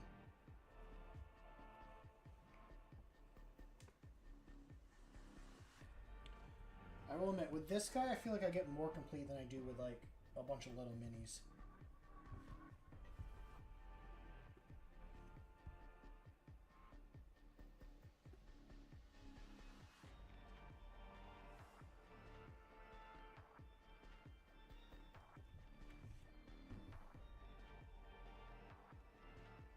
Definitely a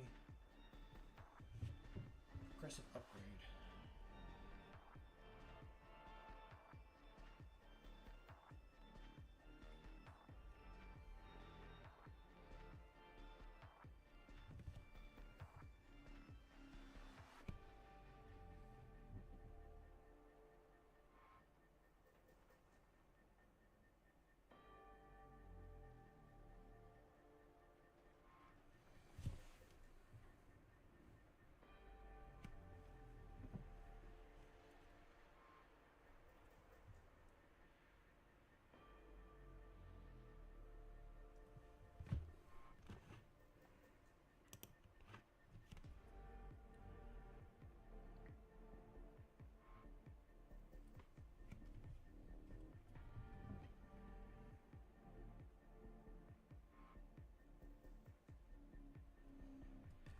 edge highlighting, or am I just adding like... I don't really need to edge highlight yet. I'm just adding brown. I'm saying this for myself more than I'm telling people what's going on. It's like... Do I need to be as careful as I'm being, or do I just need to get paint on the goddamn model?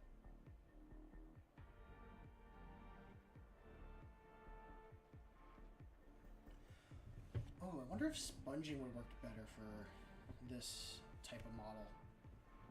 I don't know, maybe. Maybe if I wasn't so worried about detail, I could have done more sponging.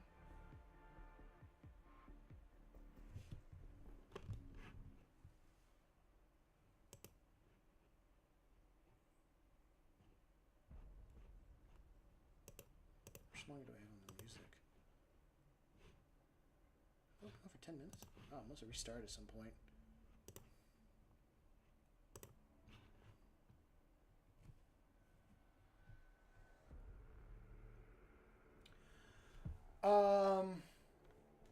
Are you talking about model-wise, or are you talking about project-wise? There, Dorzo, because I was just talking about if I was to do my lictors or I think the Reavers, whatever the models were that came in the new kill team. Just trying to figure out their color scheme, if I'd have them be black carapace with blue bodies, or if I would, or if they're large enough where they would count as being the brown and blue body.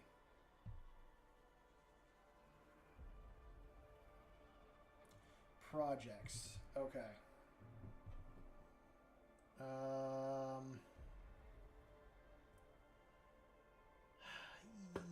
Yes and no.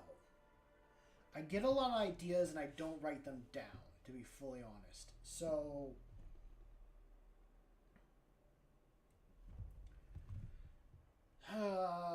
I will start with like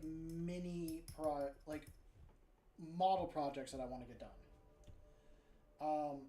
Besides that Necron kill team, I want to do a custom Tyranid kill team, and with the new kill team box that came out, they have some models for Tyranids that actually give me some information to build that kill team.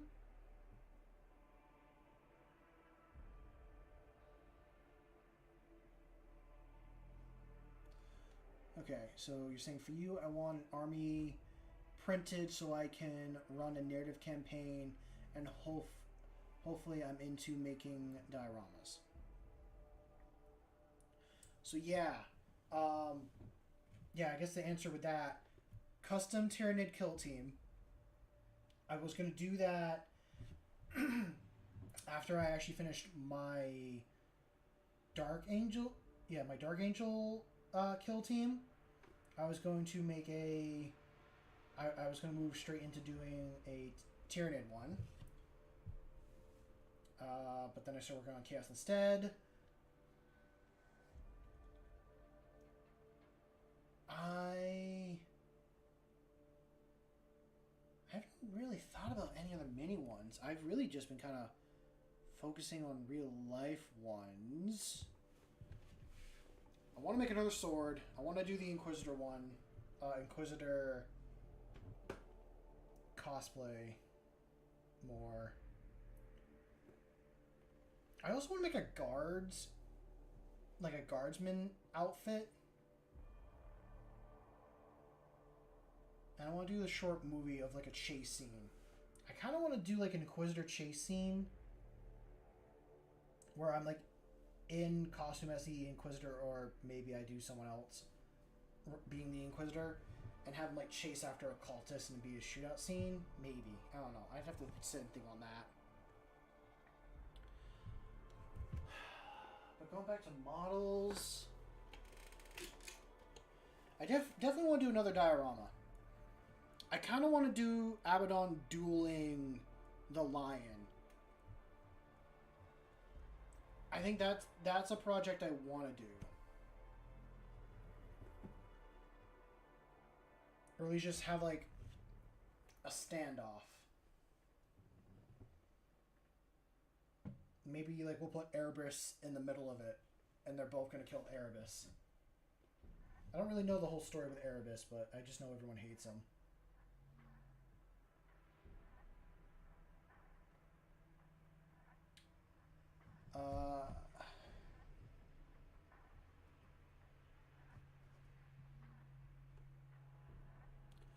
Ooh, that's a nice idea. So Dorza was saying he was sketching out a planet for a setting to run a campaign to fill out a homebrew lore, which that would be fun. Actually, you reminded me. So I did make a city map for a Kill Team narrative game that I was doing, or that I want to do with friends. I rolled some dice to decide if it was like... Okay. I rolled some dice to figure out what kind of planet it was, and then how many points of interest with it and all that stuff. I should find that map again somewhere, and I'll probably work on that again. Because I want to do that as a narrative game with a couple friends, and then see who like wins who wins the Hive City. Because again, it's Kill Team. It's not supposed to be like a full 40k game. I gotta add some water to my paint because it's getting kind of low. Trying to scrape as much paint out of this as possible. I think with what I rolled, it was going to be a Forge World. I gotta remember. And it had like a few points of interest that we had to capture. And then I think it was going to be divided into 2 teams. You were going to have like Imperium versus Xenos. Or like Imperium versus Chaos. Dorsa says, I used to have a D&D DM that made a game we played and created worlds. So I'm using that as a base, start a large setting plot around, and go down from there. That's not bad. That's kind of good. You have like a base reference to go off of. I will admit, every time that I've tried to DM for people, I always make a map first. Because, one, I really enjoy making maps. I just find it to be really fun, and then you can kind of build a whole world around it.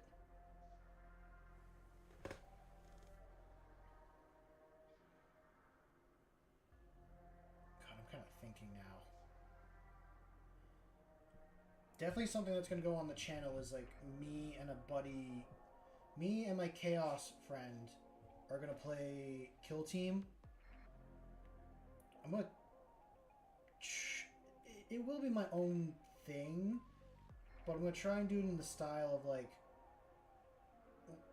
40k in 40 minutes. I'm not going to copy it exactly because, I mean, it is going to be my own game thing, but that whole atmosphere feeling... what'd you say? 1 landmass, 2 factions, noble drama. This city has major exporters of wine, etc., etc. Just going down in scale. Nice.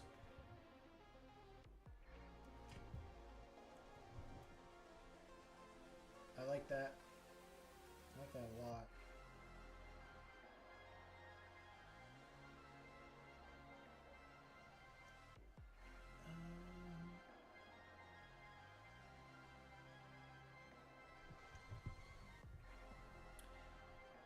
I remember something I was going to say before. I think I might make Tuesday stream not be a mini painting stream. It will be a crafting stream. think I said that before. I'm just going to reiterate it again. I'm going to take my time that stream. I have a Nerf gun that I started to paint up to be a sci-fi style gun, so I can finish that. And then make a couple purity seals. I think that will be that stream. So it won't be this whole mini painting thing I've done, even though I do want to continue this guy, and I will continue this guy. I kind of feel bad for him. He sits in my wardrobe closet looking at me every time. And I'm like, don't worry, buddy. I'll keep painting you again soon, I promise. And so when I got to pull him out today, I was actually kind of excited to get him out and get some paint on him.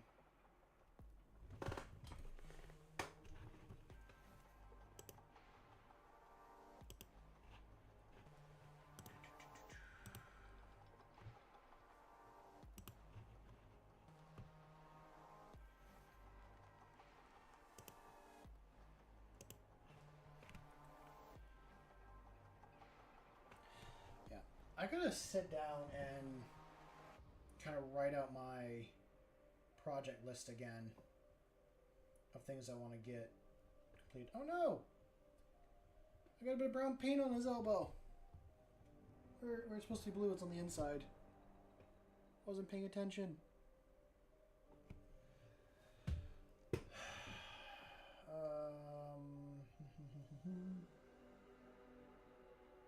Because, I mean, see, other project I could get done is I could now finally do a... I might do a 2,000 point... Not might. I will do a 2,000 point Custodes army. So I should do that. But every time I've tried to video my Custodes, besides that one YouTube short, it's just not worked out well.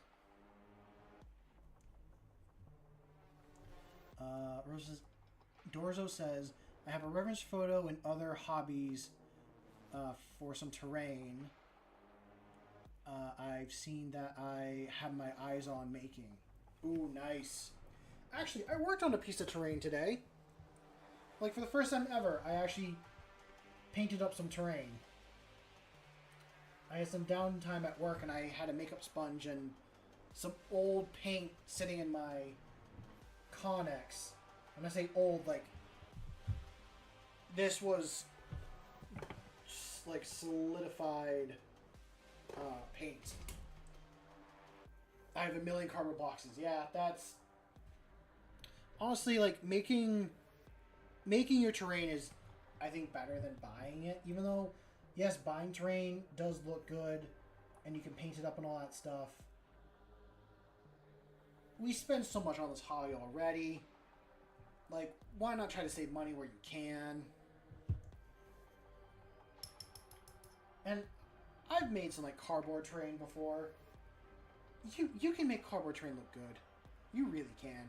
Or just, like, some paint and, like, a bits of spruce here and there, like, even added onto it. You can make it look good.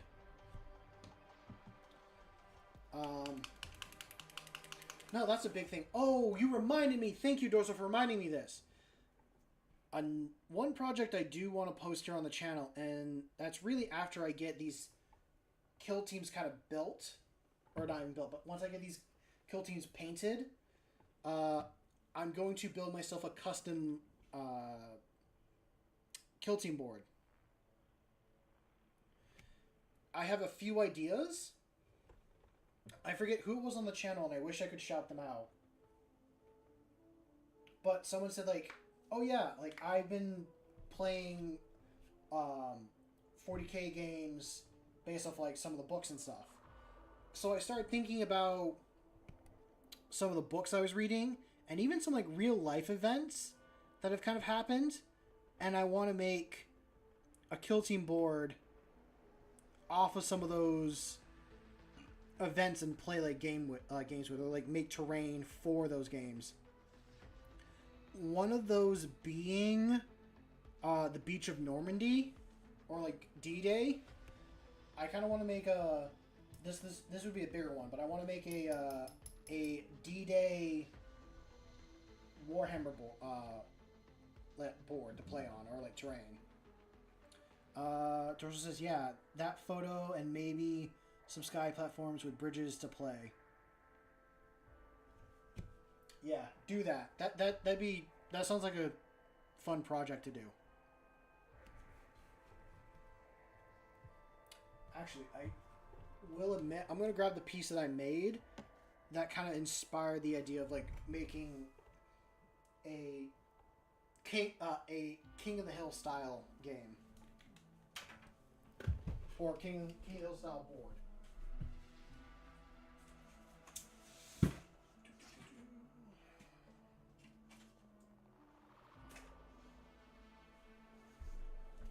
So back when I was gonna like just starting the art competition piece, I had this huge big project idea, and the first thing I did for it is I made my base. This was gonna be the base initially. I can't even get it fully in frame.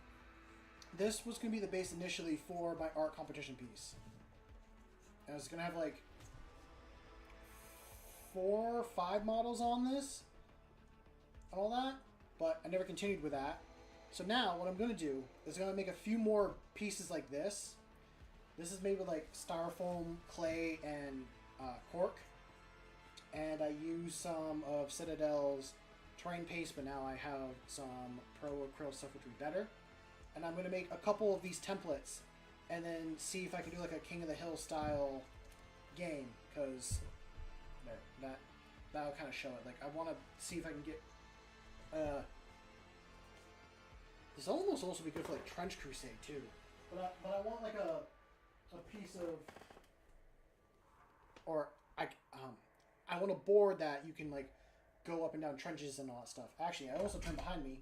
This was the piece of terrain that I painted today. It was initially this like white and gray on the back, and then yeah, with some old paint and a makeup sponge, I just sponge it on this like old concrete texture. I'm going to paint these windows in here brown and the door brown as well.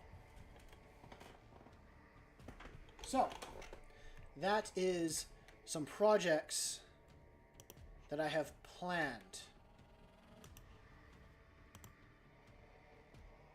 A lot of stuff planned, but I have to like write it all down so I remember to actually do it.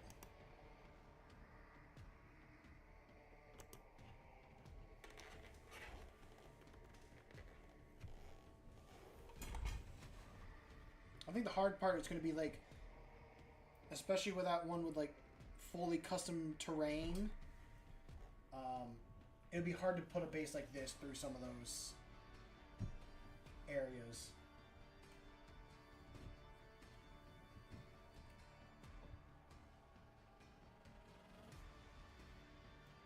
But I'm excited to see your stuff as well, Dorzo, when you get that completed and built. I want to see pictures. I want you to share it and show it off.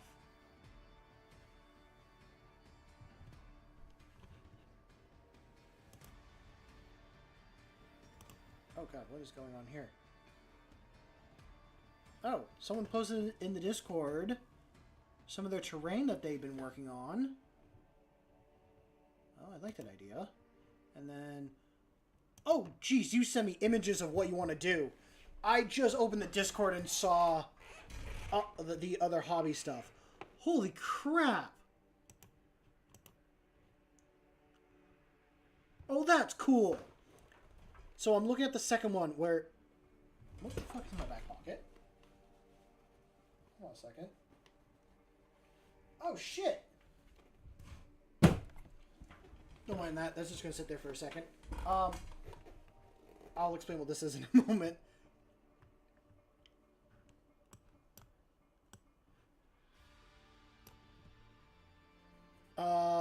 I want to get some of those statues. So in the second image, if you know what I'm looking at, Dorzo, the one where they're holding like the shield and the spear, and have the halo over them. Like, I want to get some of those statues and use those in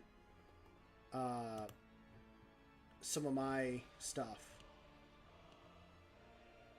I'm gonna go over here.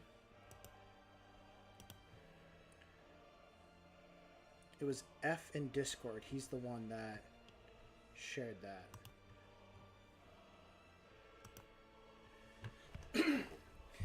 So, for anyone that was here earlier, when I was talking about the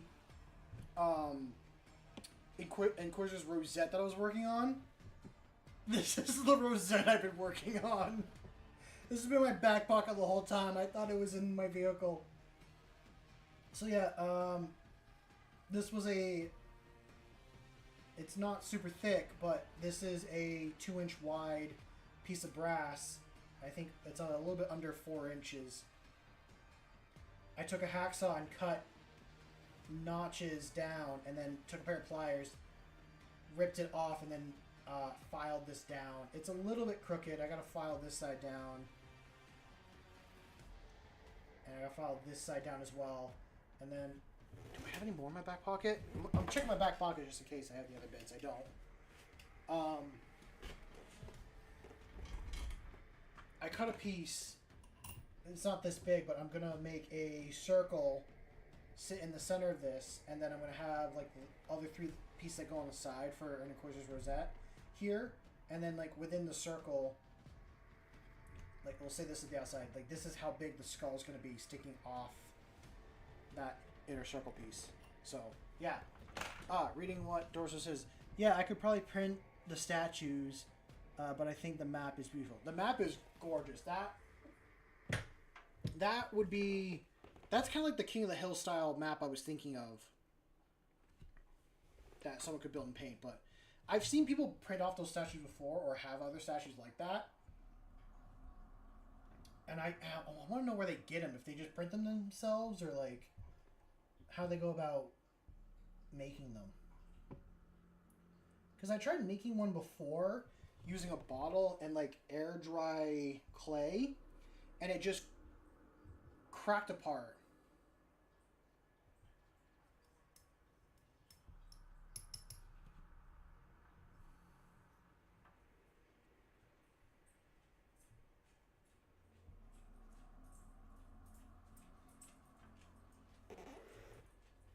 So it is definitely some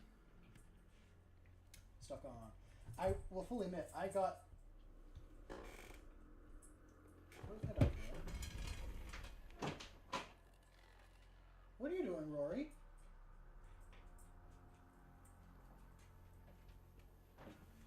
My dog was just standing behind my door licking something. I lost my train of thought. Oh yeah, this only took me like 3 hours to do. Maybe less. Actually less. Definitely less, because I filmed myself while doing it.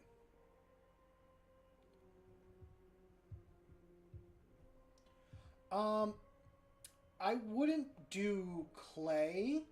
I would get a thing called green stuff. Let me see if I can pull out the product. If I have it in a shelf here. So yeah. Get yourself a product called green stuff.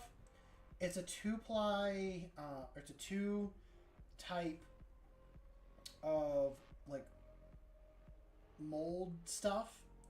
You mix it together, it becomes this green color, and you use this with like some modeling shaping tools, and you can put the hoods and stuff on that way.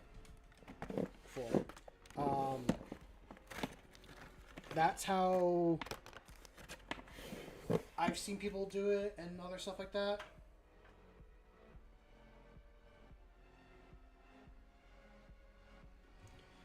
That's probably how, if I like found a skeleton toy, how I'd probably go about doing that.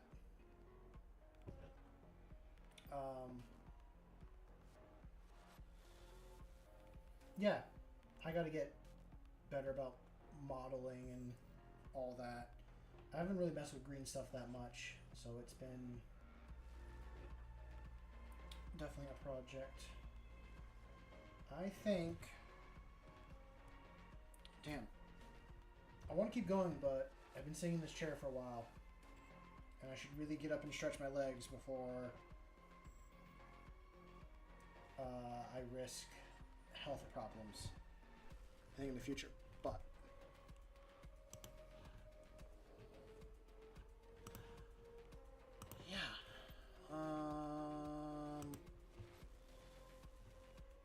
I think I'm going to call it here for the night. I appreciate everyone that has been here and has been watching and tagging along. Sorry, I'm trying to get chat and OBS open at the same time. Yeah, I hope everyone has enjoyed the stream. I enjoyed hosting all of you here, and I enjoyed chatting with everyone that's been here. If you want to be a part of the community, feel free to like and subscribe, but there is no pressure in doing that. If you are interested in joining me for other streams in the future, I try to stream twice a week. The next one will be on Tuesday at 6 p.m. Eastern Time, and we go until about 10 Eastern Time, but I will also post it on YouTube as well, what my stream schedule will be. If you are also interested, there is a Coffee account that people can donate to. All process go back into the channel and all that, and it just goes to make the channel better. But there's no need for that. Just having you here and watching and being a part of the community is more than enough as well.